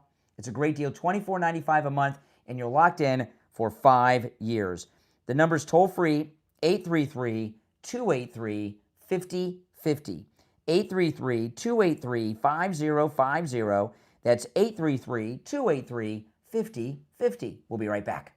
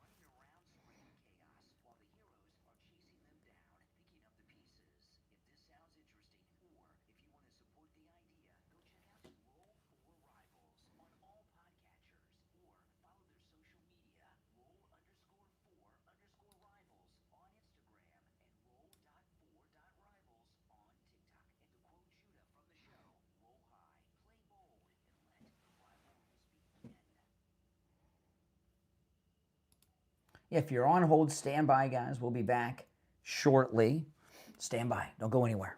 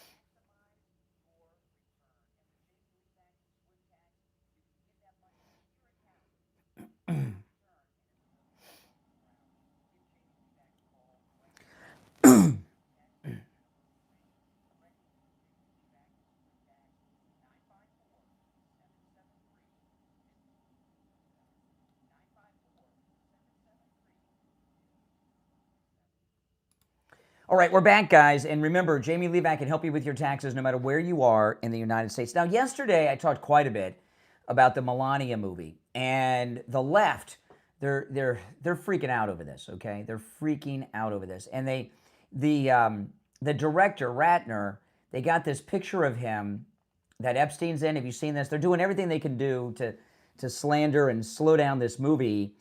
And they have Ratner with a woman that he has his arm around with, and they've got her face covered up.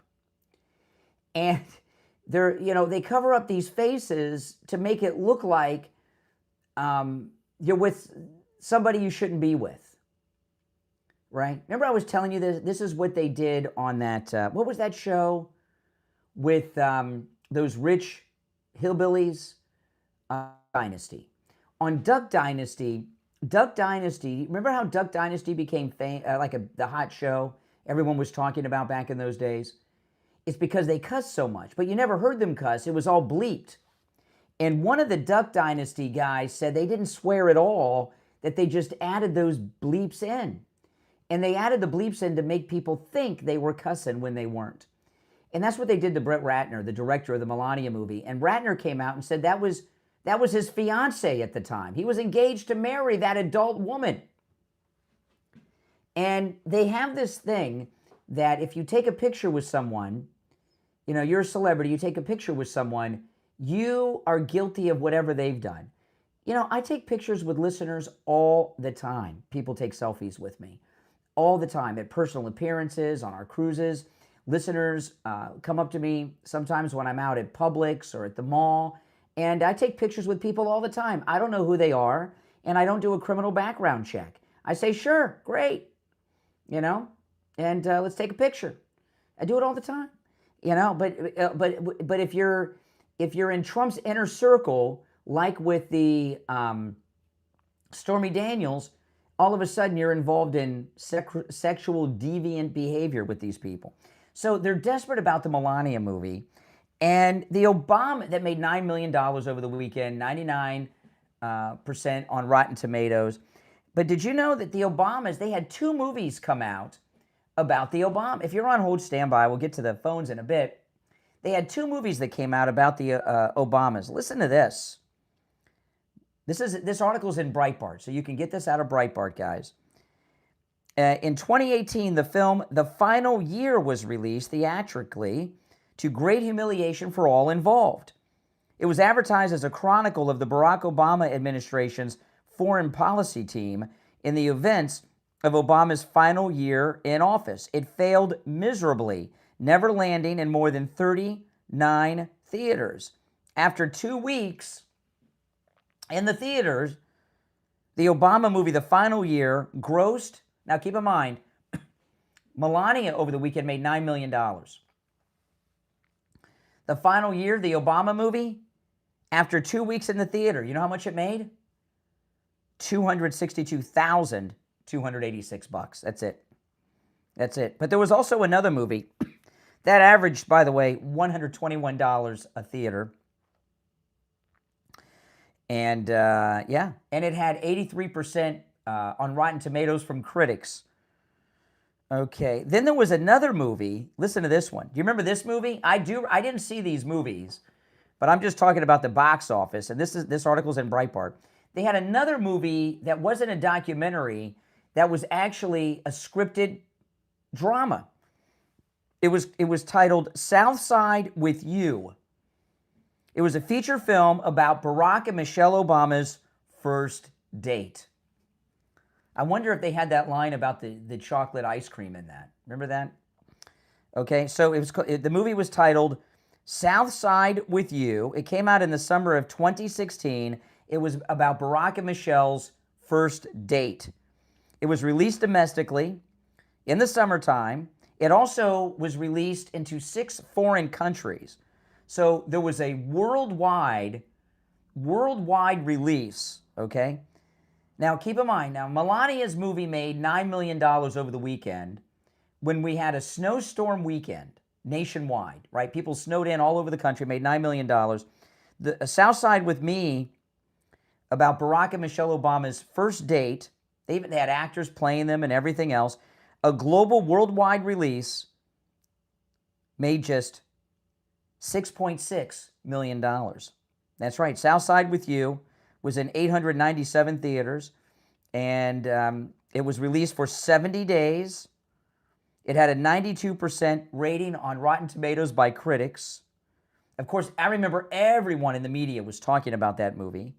It opened at Sundance. Isn't that something? That's right.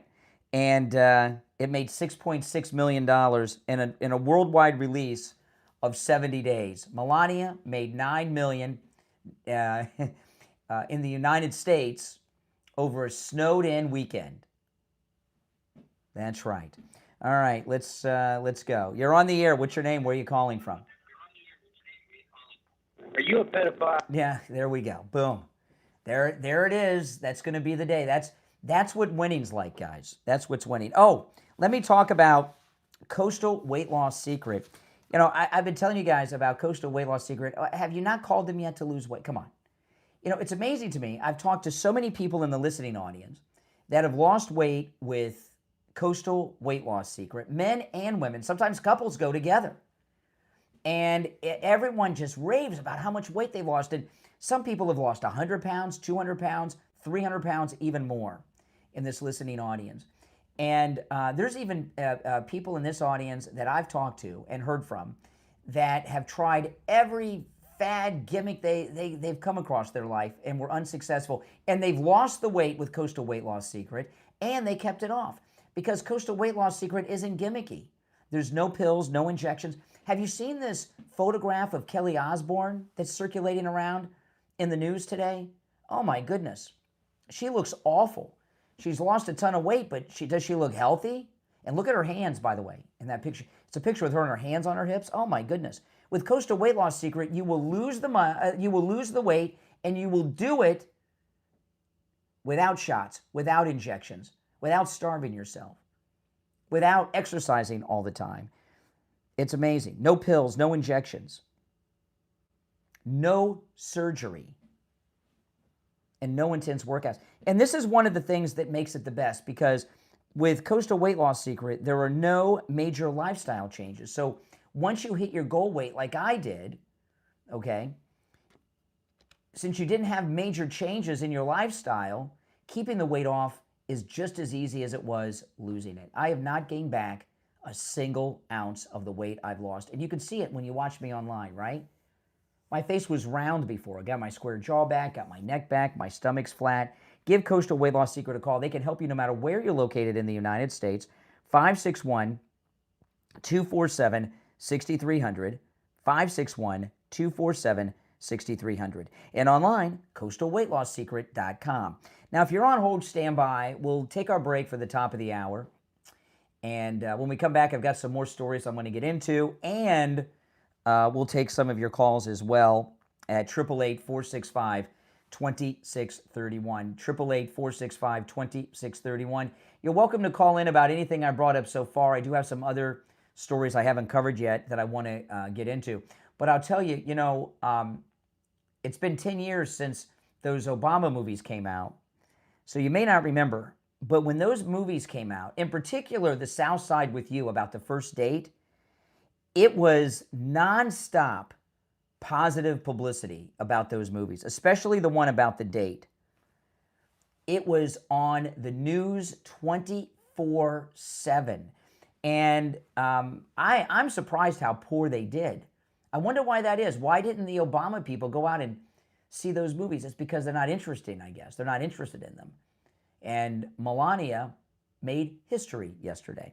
All right, 2 hours down, 1 to go. My name is Brian Craig. You're listening to Florida's longest running radio show, The Steve Kane Show, on the radio since 1977.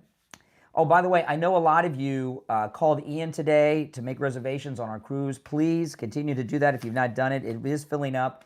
And those of you that have made reservations but have not made your shore excursion reservations, you better do that, because that catamaran we were talking about yesterday, a lot of people joined up. So if you've already joined the cruise, call Ian today. Make sure you get on that catamaran.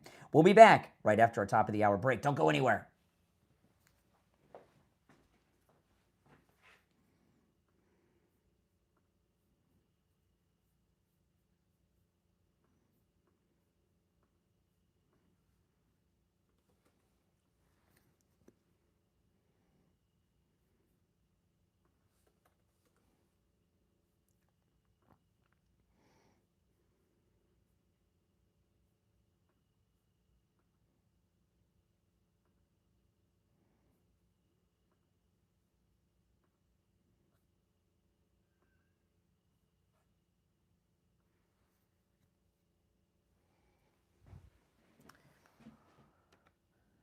You're on the air. Morning, Brian. How are you? It's Mark from New York. Oh, hey, Mark. Hold on. I'll put you on hold. You'll be up after the break. Okay, hold on.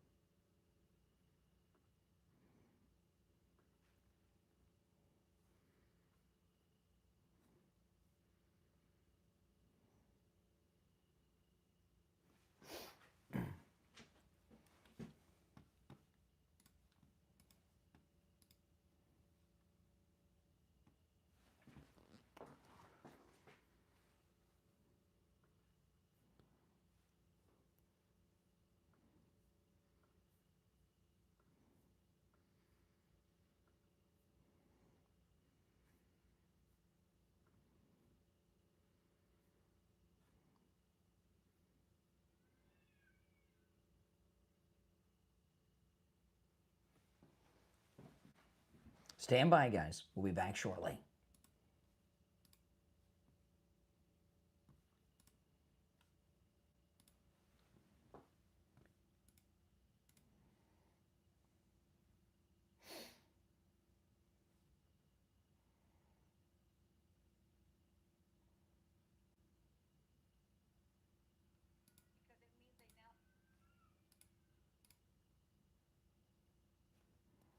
Stand by.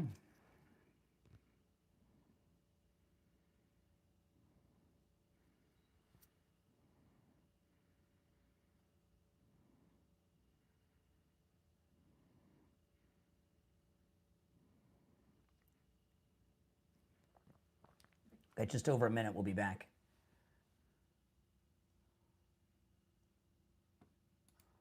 Where is that clip?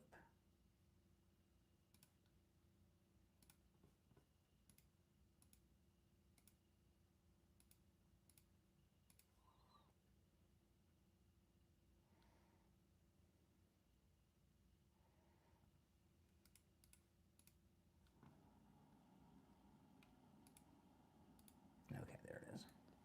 Okay, we'll be back in less than a minute.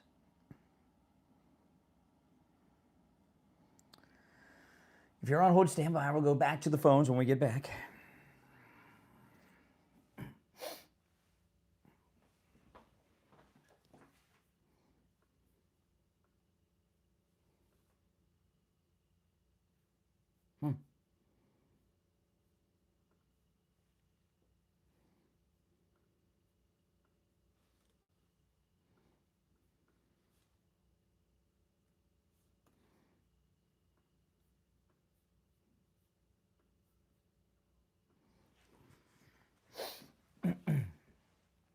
My phone's blowing up with text messages from people. I got so much going on today. Busy day today.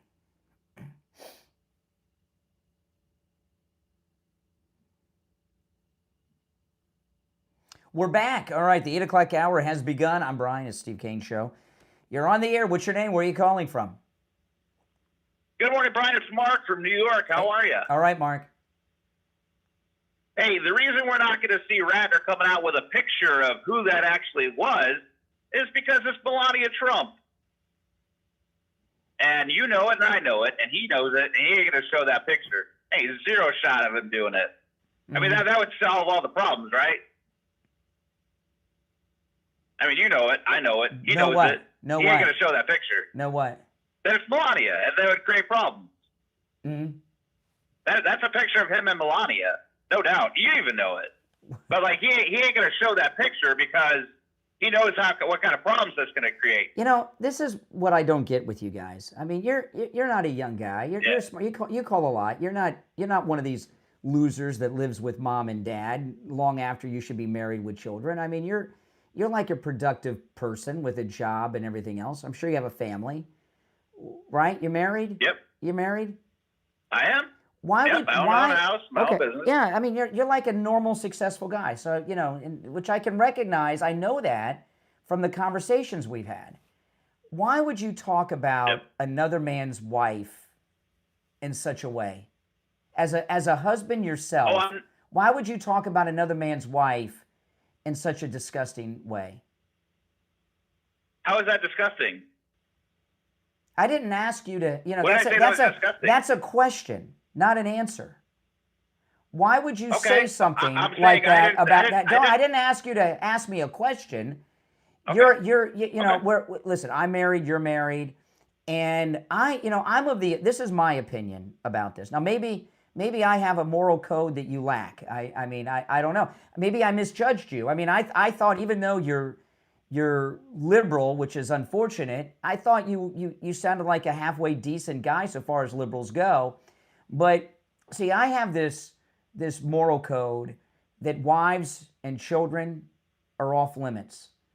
You know? Right. Wives and children are off limits. And that goes for everyone, right?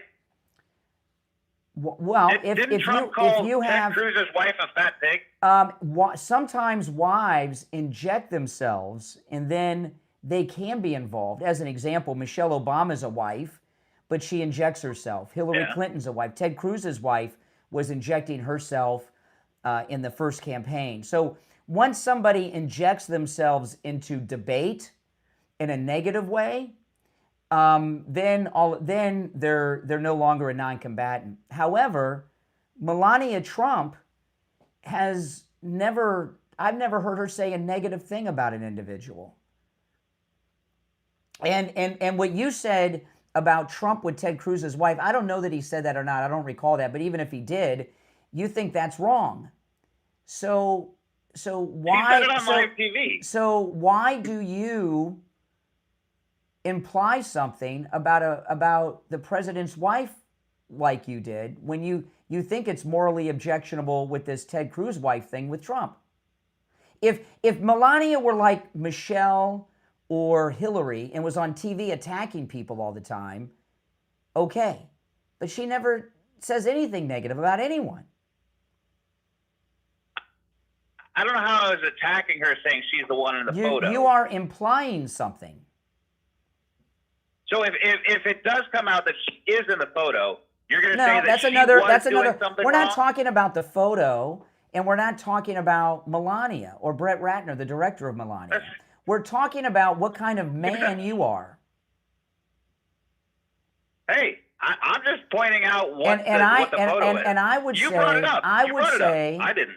I would say that a man who would imply the things that you were attempting to imply about a very nice lady who's never said a negative word about anyone, okay? I would say that you're a man of low moral character, and I think you feel a little shame for what you said by your reaction. No. Oh, you're shameless? I mean, she you is have in no the shame? country.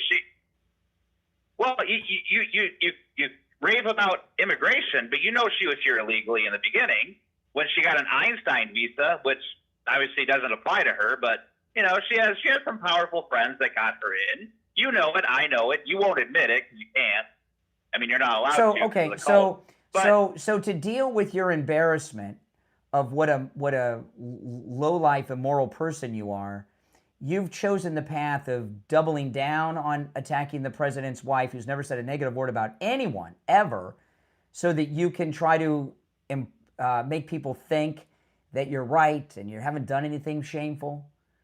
You know, President Trump's not off limits. You can talk about him all you want, but you know, the president and first lady have been together since the 90s. And what you're 98, yeah, and when was that photo taken? 1998. So you're exactly. So there you go again. So you're implying that Melania. Well, the year is 12 months. So you're implying. Oh, now you're walking it back. No, I said a year is 12 months. Okay. So that could have been in January, and then that they could have gotten together in July. Oh, okay. You know, so I'm just pointing out that what would a year isn't one day. So if it were okay, so now see you're recognizing that what you said wasn't the right thing to say. That a gentleman would not have said or implied what you implied. You consider yourself a gentleman? Ratner was the one who said that his wife was, or his he fiance said that was in the his. picture. He said that was his fiance at the time. Do you consider yourself a gentleman? And I'm saying the you reason can't we'll even never say see it. that picture is you because can't it's even. Melania. You don't. You. He Well, I've known a lot of guys. I've never known a guy that would not consider themselves a gentleman. So you don't consider yourself a gentleman. You consider yourself a lowlife. I do. I asked you like twice. I do consider myself a gentleman. You consider yourself a gentleman. So does a gentleman talk about other men's wives like you did? Hey, I learned it from Trump. That's all I'm saying. I learned it from him. Oh, you learned it from Trump. Okay, I appreciate the call. Oh, my goodness. Oh, my goodness. I put him out of his misery. You know, see, this is the thing. These other first ladies were nasty. Michelle Obama, Hillary Clinton were always out attacking people. Hillary Clinton was involved in a campaign to destroy the lives of women that made claims against her husband after he abused them. Paula Jones, Kathleen Willey, and the rest, Juanita Broaddrick. Michelle Obama was always on TV saying trashy things about people. Melania, I've never heard Melania say a negative thing about a single person in my life. Have you? Never. Never. So, you know, wives, family, children are off limits until they inject themselves into the political discourse, and then you're in a different situation. And I think that guy that I was just talking to from New York, I can't remember his name, he calls from time to time, the guy from New York, I think he feels stupid after that conversation. He really does.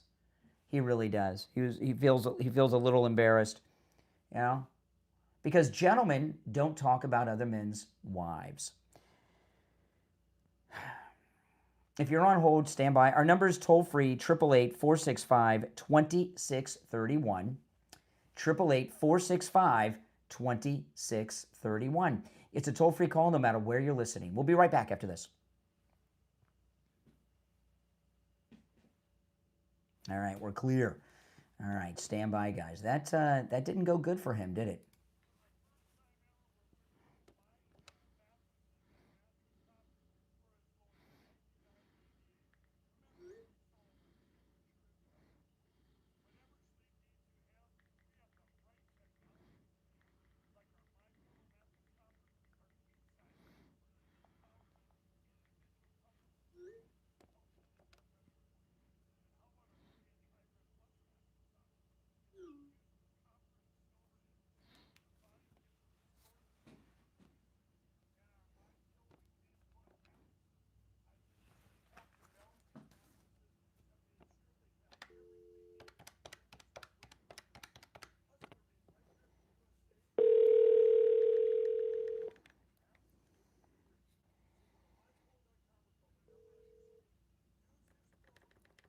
Barry?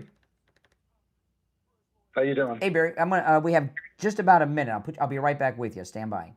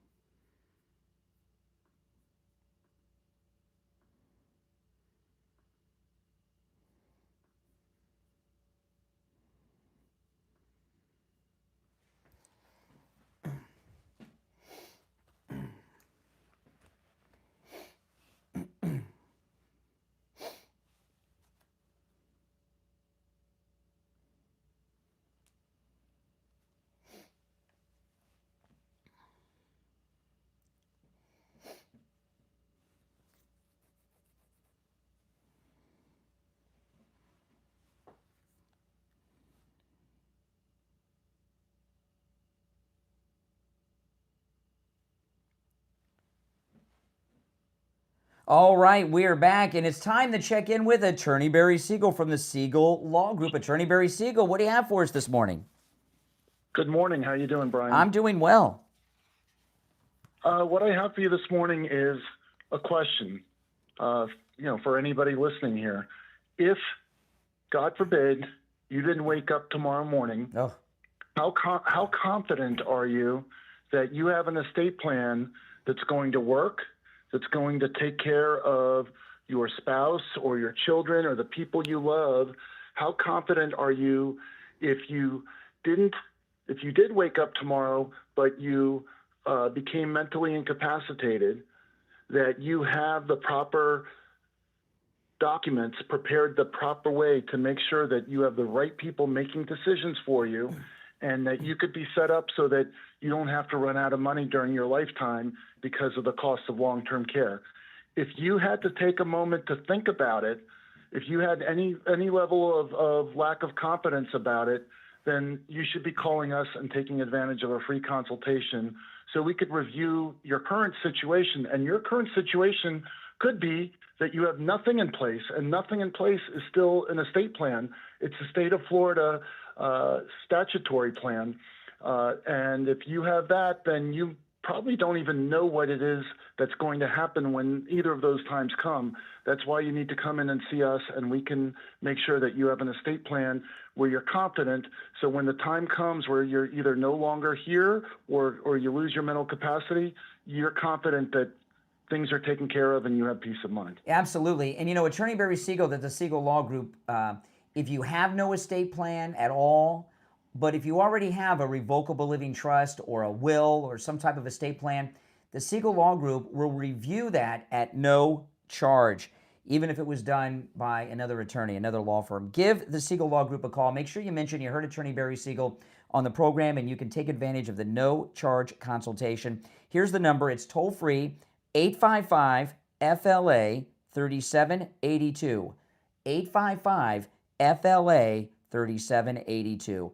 And online, SiegelLawGroup.com. All right, Attorney Barry Siegel. We'll talk later in the week. Thanks, Brian. All right, take care. All right, back to our phones, 888-465-2631. You're on the air. What's your name? Where are you calling from? You're on the air. Once, twice. Oh, hi, Brian. It's Alex. Oh. Where are you calling from, Alex? Oh, New York. Welcome. Oh, thanks. Are you in the city or the state of New York? The city or state of New York? The state. Oh, okay. I was going to ask because I've been seeing images of the streets of New York City that are littered in, you can't even see the snow. There's so much garbage in Mamdani's New York right now. Oh, really? Yeah. Anyway, what's on your mind?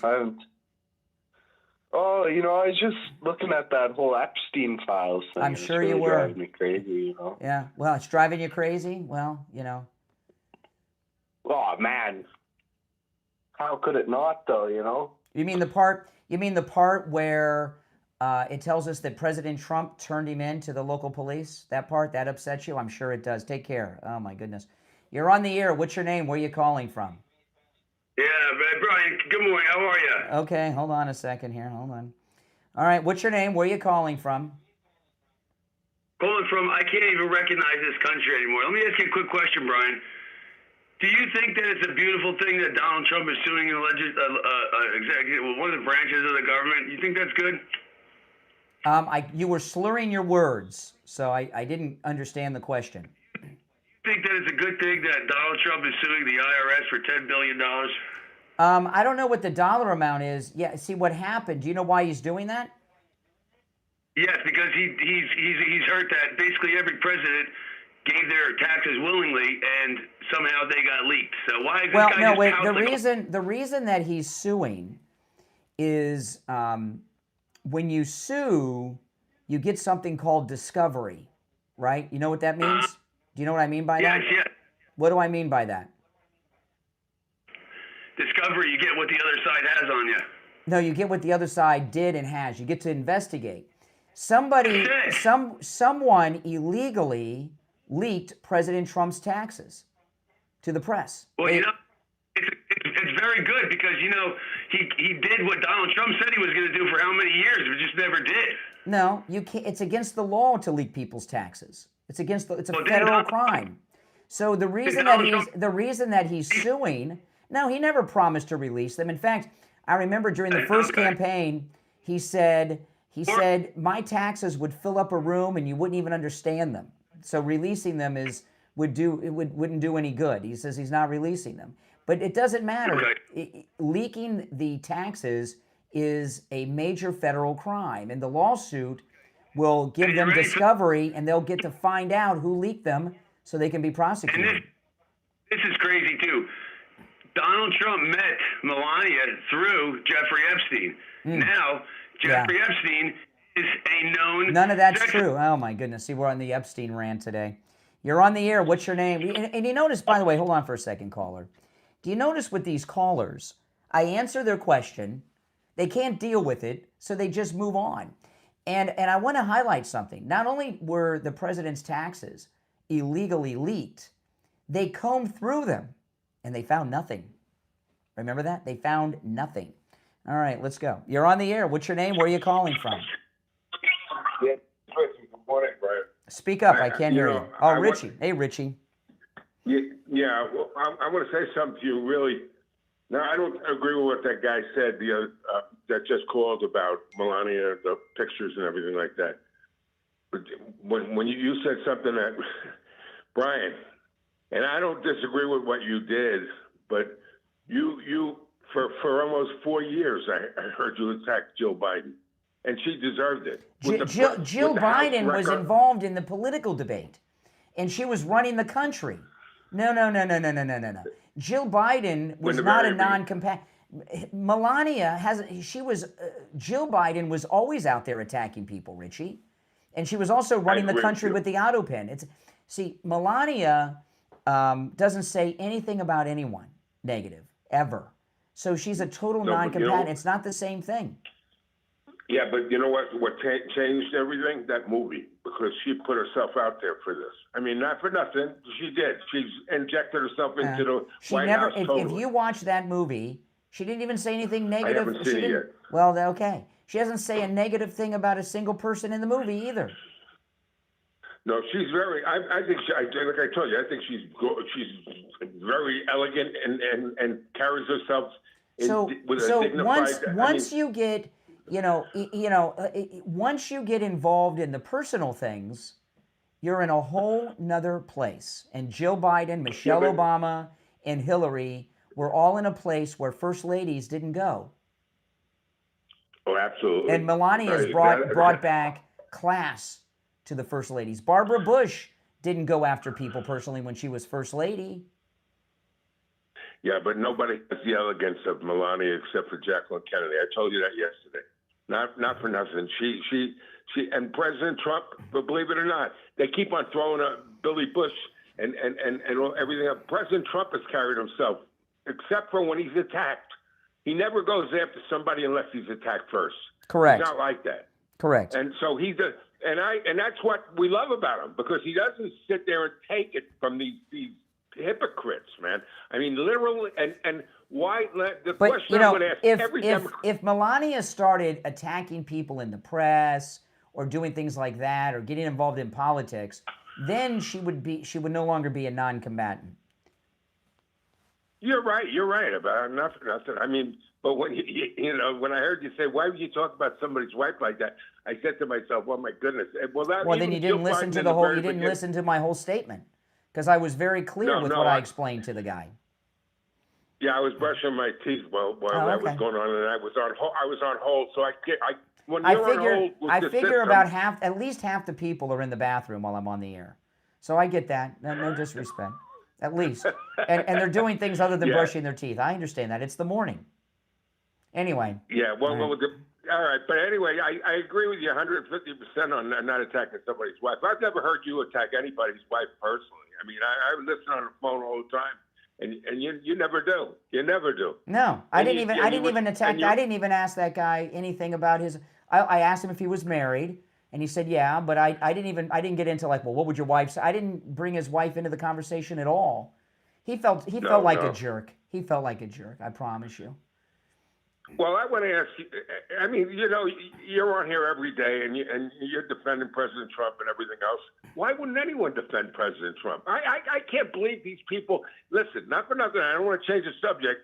But here we go with the attacking of ICE on Capitol Hill yesterday, and they're all attacking ICE. They want ICE eliminated, but they never talk about these dirtbag protesters that they get on the street that are so disrespectful. They're rioting. They're not peacefully protesting, and they never say a darn word about this. That's true. All right, Rich, I'm gonna move on, but I appreciate the call. Let's kind of stay on topic. You're on the air. What's your name? Where are you calling from?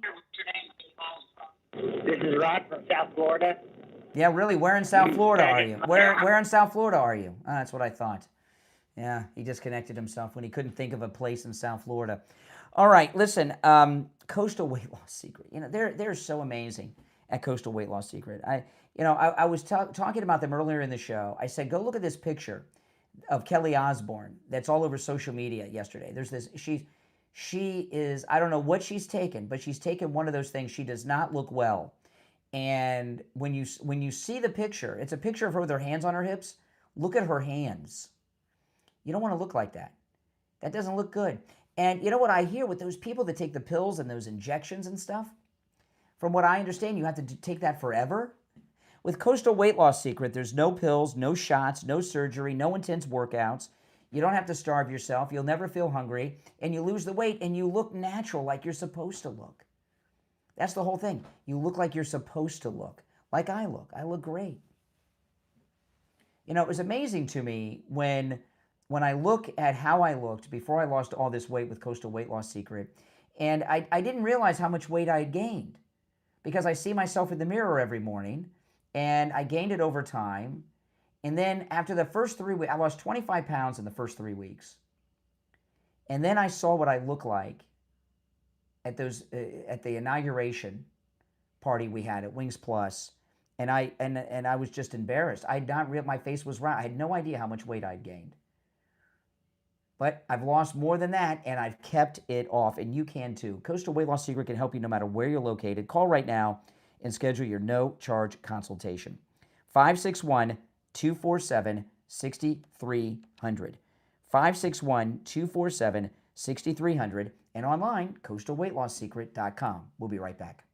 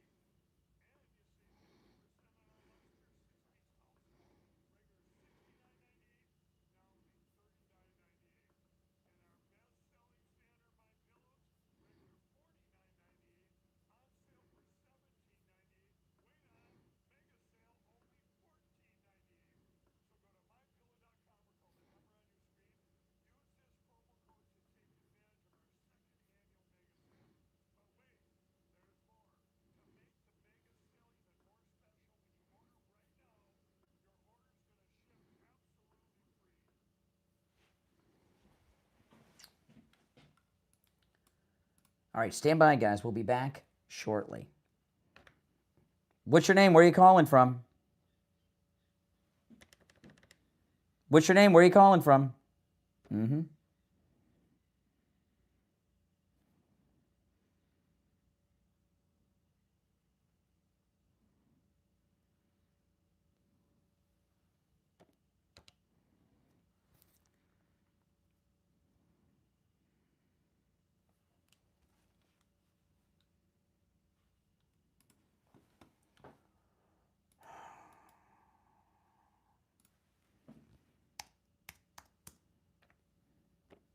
What's your name? Where are you calling from? Hi, Brian. How are you? All right, hold on.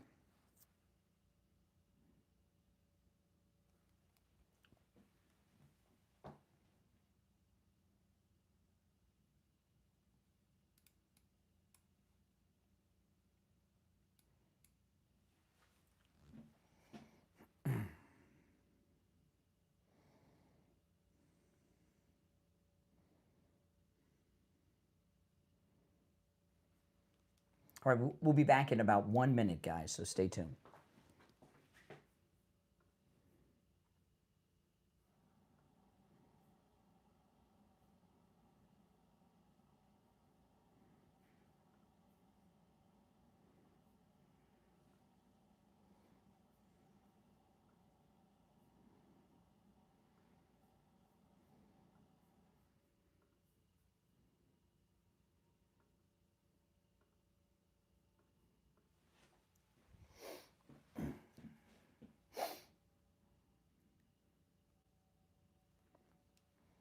About 30 seconds, we'll be back.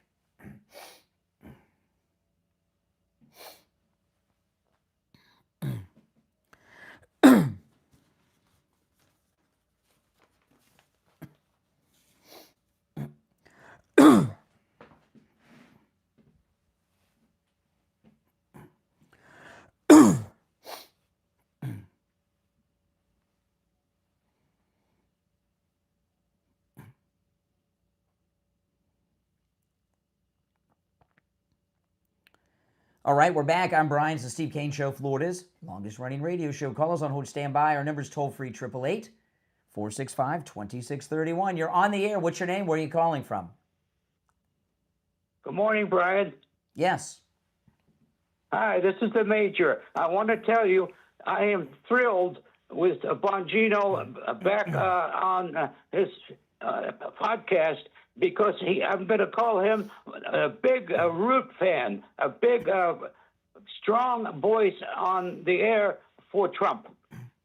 Yeah, we need more of those. I feel like I'm going at it alone sometimes because all these big mouths with shows seem to want to criticize President Trump all the time. Right. So this is good news for MAGA. Mm-hmm. We got a strong voice, an extra strong voice to get rid of all of these other damn people that are against MAGA. So thanks a lot. All right, I agree with you. All right, I appreciate the call. I just commented on what Richie had said. Oh, you talk about see, people forget, why does everyone hate Hillary so much? Because before Hillary, first ladies, they were like Melania, right? They stayed out of the politics. They were kind of in the background. They had their initiatives, like Nancy Reagan, just say no, things like that. I don't remember what Barbara Bush's initiative was. I have no record. It's been a long time. But they didn't get involved in the politics. And when Hillary came to the White House, she was she had her first lady office in the West Wing. Anybody remember this? And this was unheard of. First ladies always had an office and a staff, but not in the West Wing. And Hillary Clinton, Laura Bush stayed out of the politics, but then it went to Michelle, and then when it skipped over, to Joe Biden, these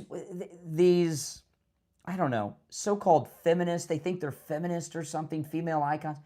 They felt a need to go out of their way to be involved in the politics, right? And that's why people went after them. The first ladies before, no one went after them because they were non-combatant, like Melania. They had class. Even the Democrat ones, they had class. And people that keep themselves out of the debate are the non-combatants. That's like the children are the same thing, unless they get involved. Don Jr. and Eric, they get involved. So it's okay if people bring them up or reference them or criticize them because they're involved. But Tiffany Trump doesn't get involved in politics. Kai Trump doesn't get involved in politics, so they're off limits, right? People like that, right? Even Barron doesn't get involved in politics. So see the big difference there? And but what it is with Democrats in general, right? Liberals in general, they have a lot of dysfunctions. But the biggest dysfunction that is common in every single liberal I've ever known, and this is a common thing, boundaries. They have no boundaries whatsoever. And once they cross a line, they don't say, oh boy, I better not go any further. They keep pushing. That's why these people are running into so much trouble in Minneapolis, right? These anti-ICE protesters, because they've lost control of boundaries. They're attacking cops. Preddy brought a pistol, brought a handgun, and then he starts fighting with cops. Who does that? Someone that's got boundary issues. Renee Good and her wife, right? They get in a car and get out of here, and try to run over an ICE agent to get away. They have no boundaries on the left. And they always push. This is why you can't negotiate with the left. That's just the way it is. You can't negotiate with them because if you negotiate with them and you give them something, they're not going to say, oh, thank you. They're going to push for more. That's what they're like. So the Democrats, I went over those new polls earlier, and it's just devastating for the Democrats. 73% of Americans believe if you enter the country illegally, you've broken the law. Over 60% believe the illegals should be, or over 50% believe the illegals should be deported. Over 60% believe that ICE should not be defunded. Right? And so much has happened. And, Nick Shirley, this kid deserves the Pulitzer Prize like no one else I've ever seen in journalism, because Nick Shirley took his crew, whoever he's got with him, he goes to Minneapolis, and look at what he's done, right? He exposed everything in Minnesota. He's in California now. And people started looking at Ilhan Omar, who's in a panic. Have you noticed that guy that sprayed Ilhan Omar last week, that story's totally evaporated from the news? No updates, nothing about it. You can't find anything about it. Totally disappeared from the news. That's very true, absolutely. But people are still talking about her $30 million. Well, listen to this. Presley's one of the strangest. She's the bald lady in the squad. Listen to this. This is McEnany over on Fox.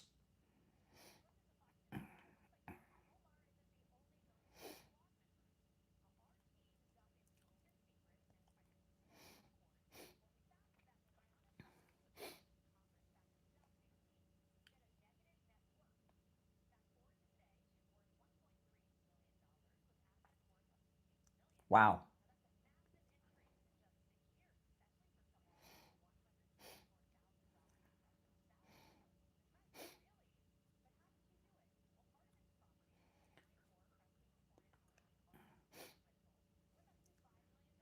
How did she buy a $5 million rental property in Martha's Vineyard? She was $125,000 negative net worth when she got elected to Congress.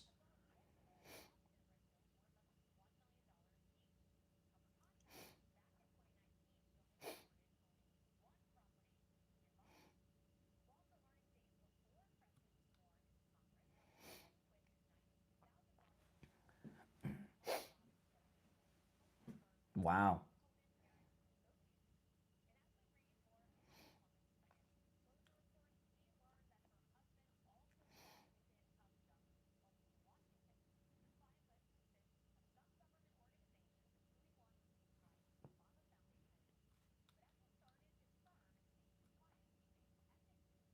Mm-hmm.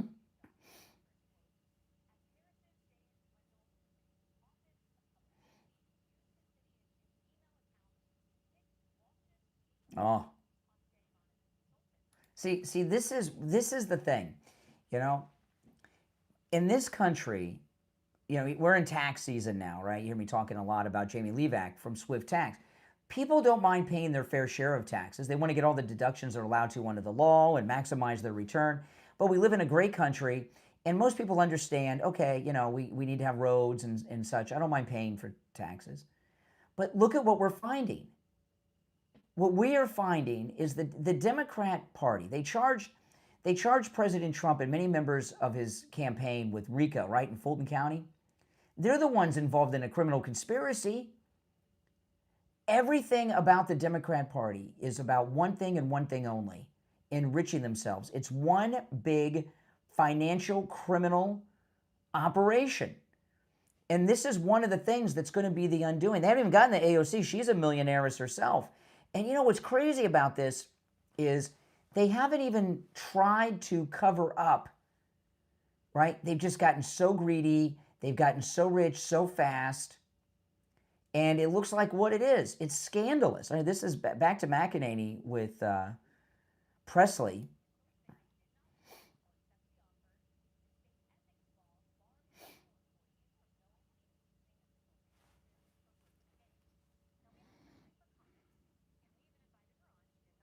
I'm sure.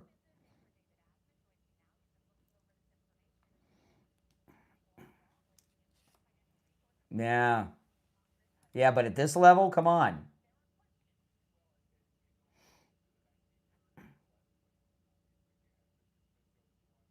Yeah. Okay, so, you know, this is the thing. Okay, remember I was talking about boundaries with the left, right? They get in Congress, or they have some operation in California or Minnesota that we're finding out with these Leering centers. And remember yesterday I was sharing one doctor charged, how many? $120 million one doctor charged in Los Angeles. They steal a little bit and they get away with it. So what do? They double down, and then they double down again, and then they double down again. And the next thing you know, they own multiple rental properties in Martha's Vineyard and in Boston, and they're worth $8 million. They're worth $30 million. They don't stop because they're greedy, and there's a sense of an entitlement. And at the same time, they go out there and they criticize those of us who advocate for things like the big, beautiful bill, which will reduce our taxes. Oh, you're greedy. How are you going to pay for the government? How are we going to pay for all this stuff if we cut taxes? Well, they're all stealing the tax money. There's no doubt about it. You know, and one of the things they hate about President Trump, they can say whatever they want to say about President Trump all day, all night.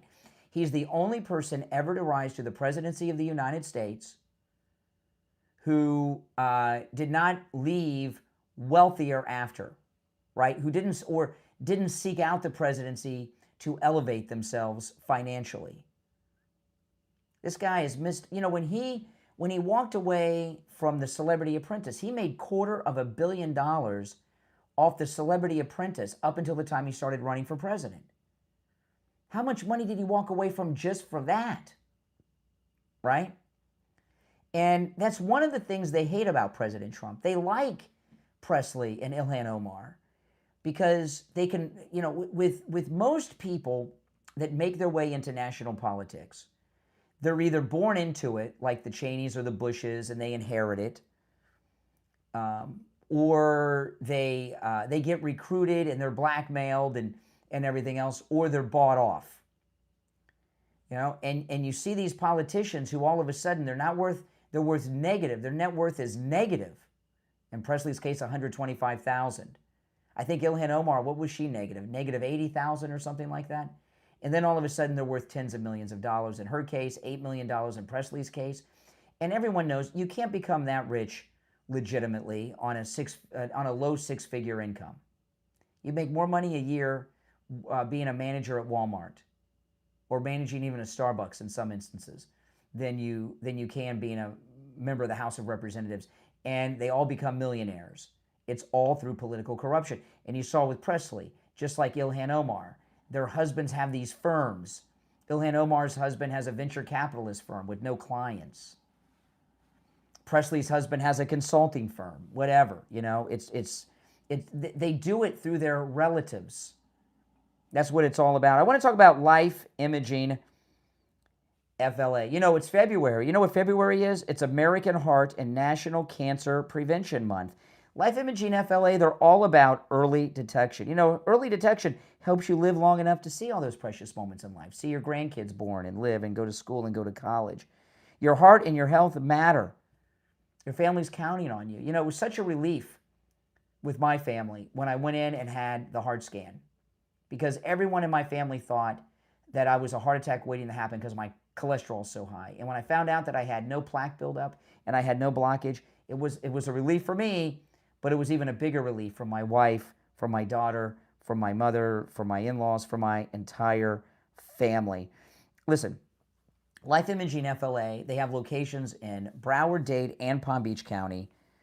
When you're over there, make sure you ask about their cancer screening too, guys, okay? Call Life Imaging FLA for your free heart scan now. It takes just a few minutes. You don't have to get undressed and put on a gown or anything. I stayed dressed. I didn't even have to take off my watch when I had the scan, and it just takes a few short minutes. You can get that free heart scan with a few minimum requirements valued at $699. From your cell, call pound 250 and say free heart scan. You'll be connected in seconds. That's pound 250. Just say free heart scan and you'll be connected in seconds. Back after this.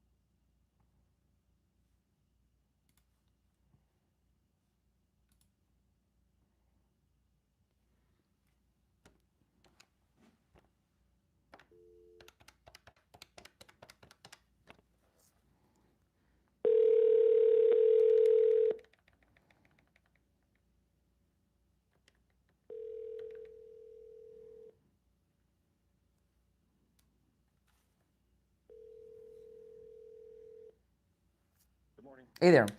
We have about 20 seconds, so stand by. Okay. Here we go.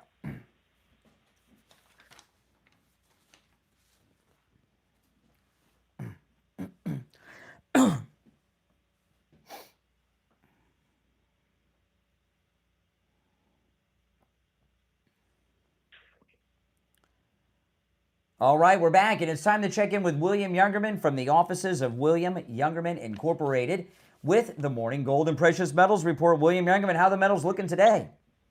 Metals looking strong again today after that huge sell-off that we had last week and yesterday, we've got a good comeback with a lot of people coming in and seeking to take advantage of that dip, and that took place literally all over the country.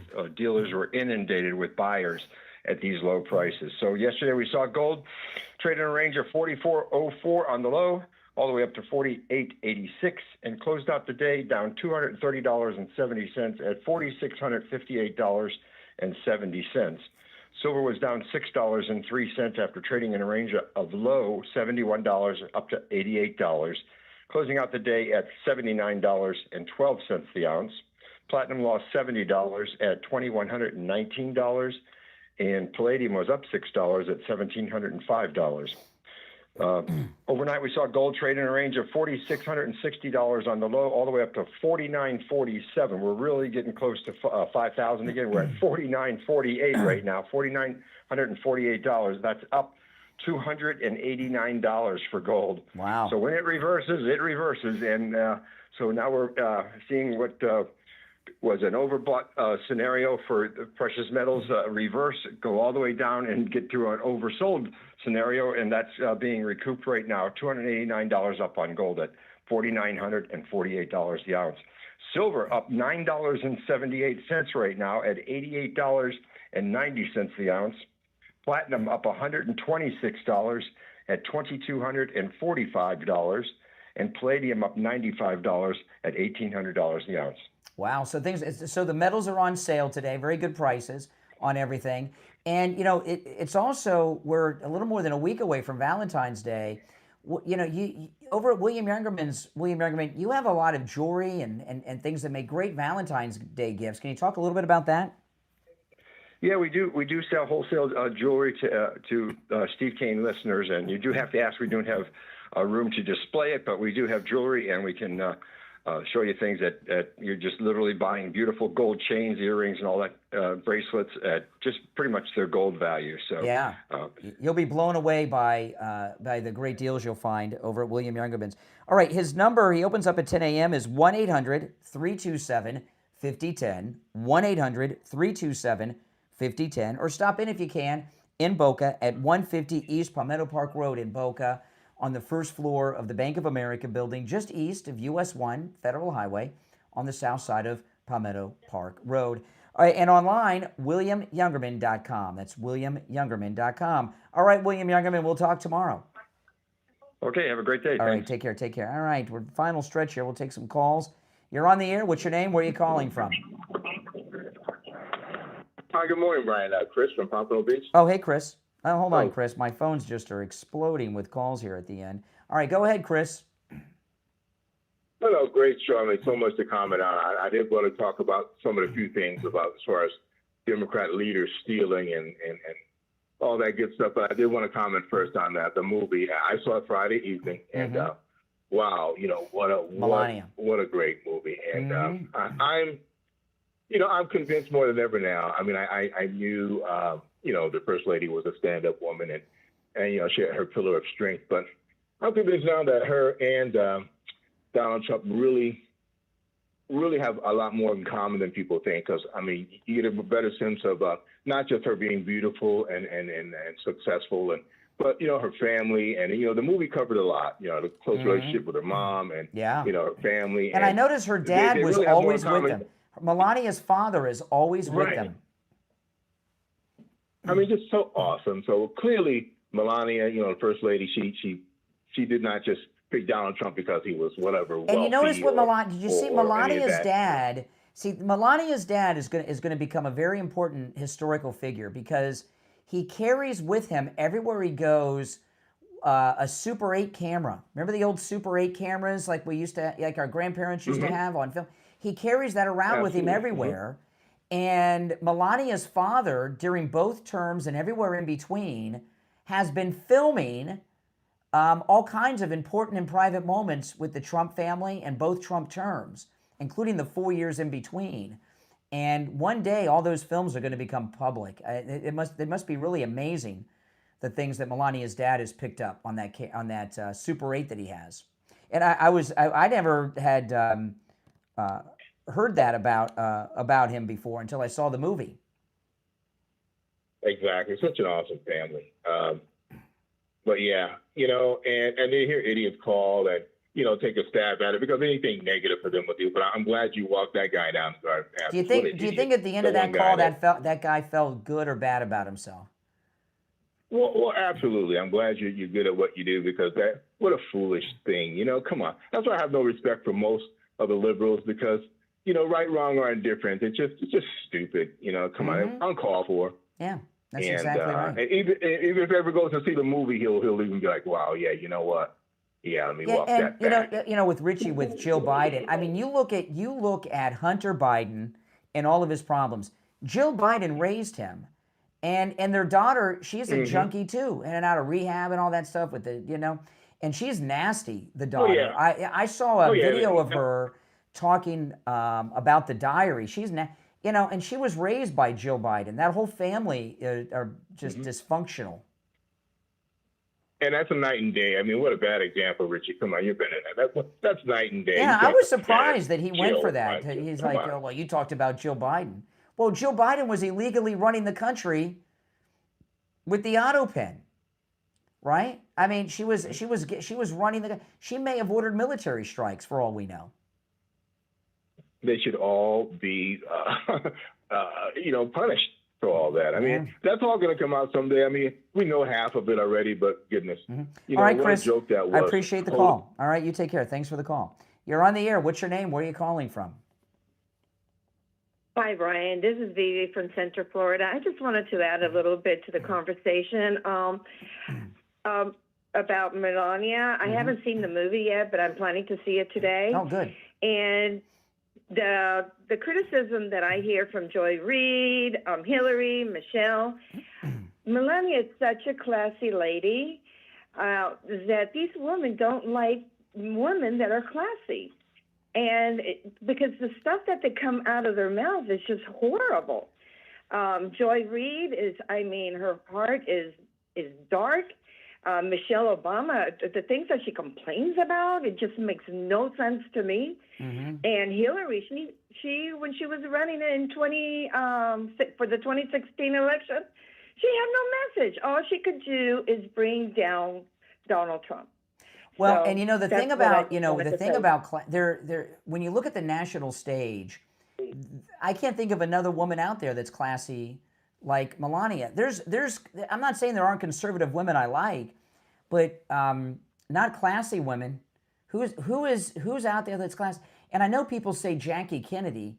If you go back to Jackie Kennedy and her interviews, she was high out of her mind in every single interview you ever saw her in when she was First Lady.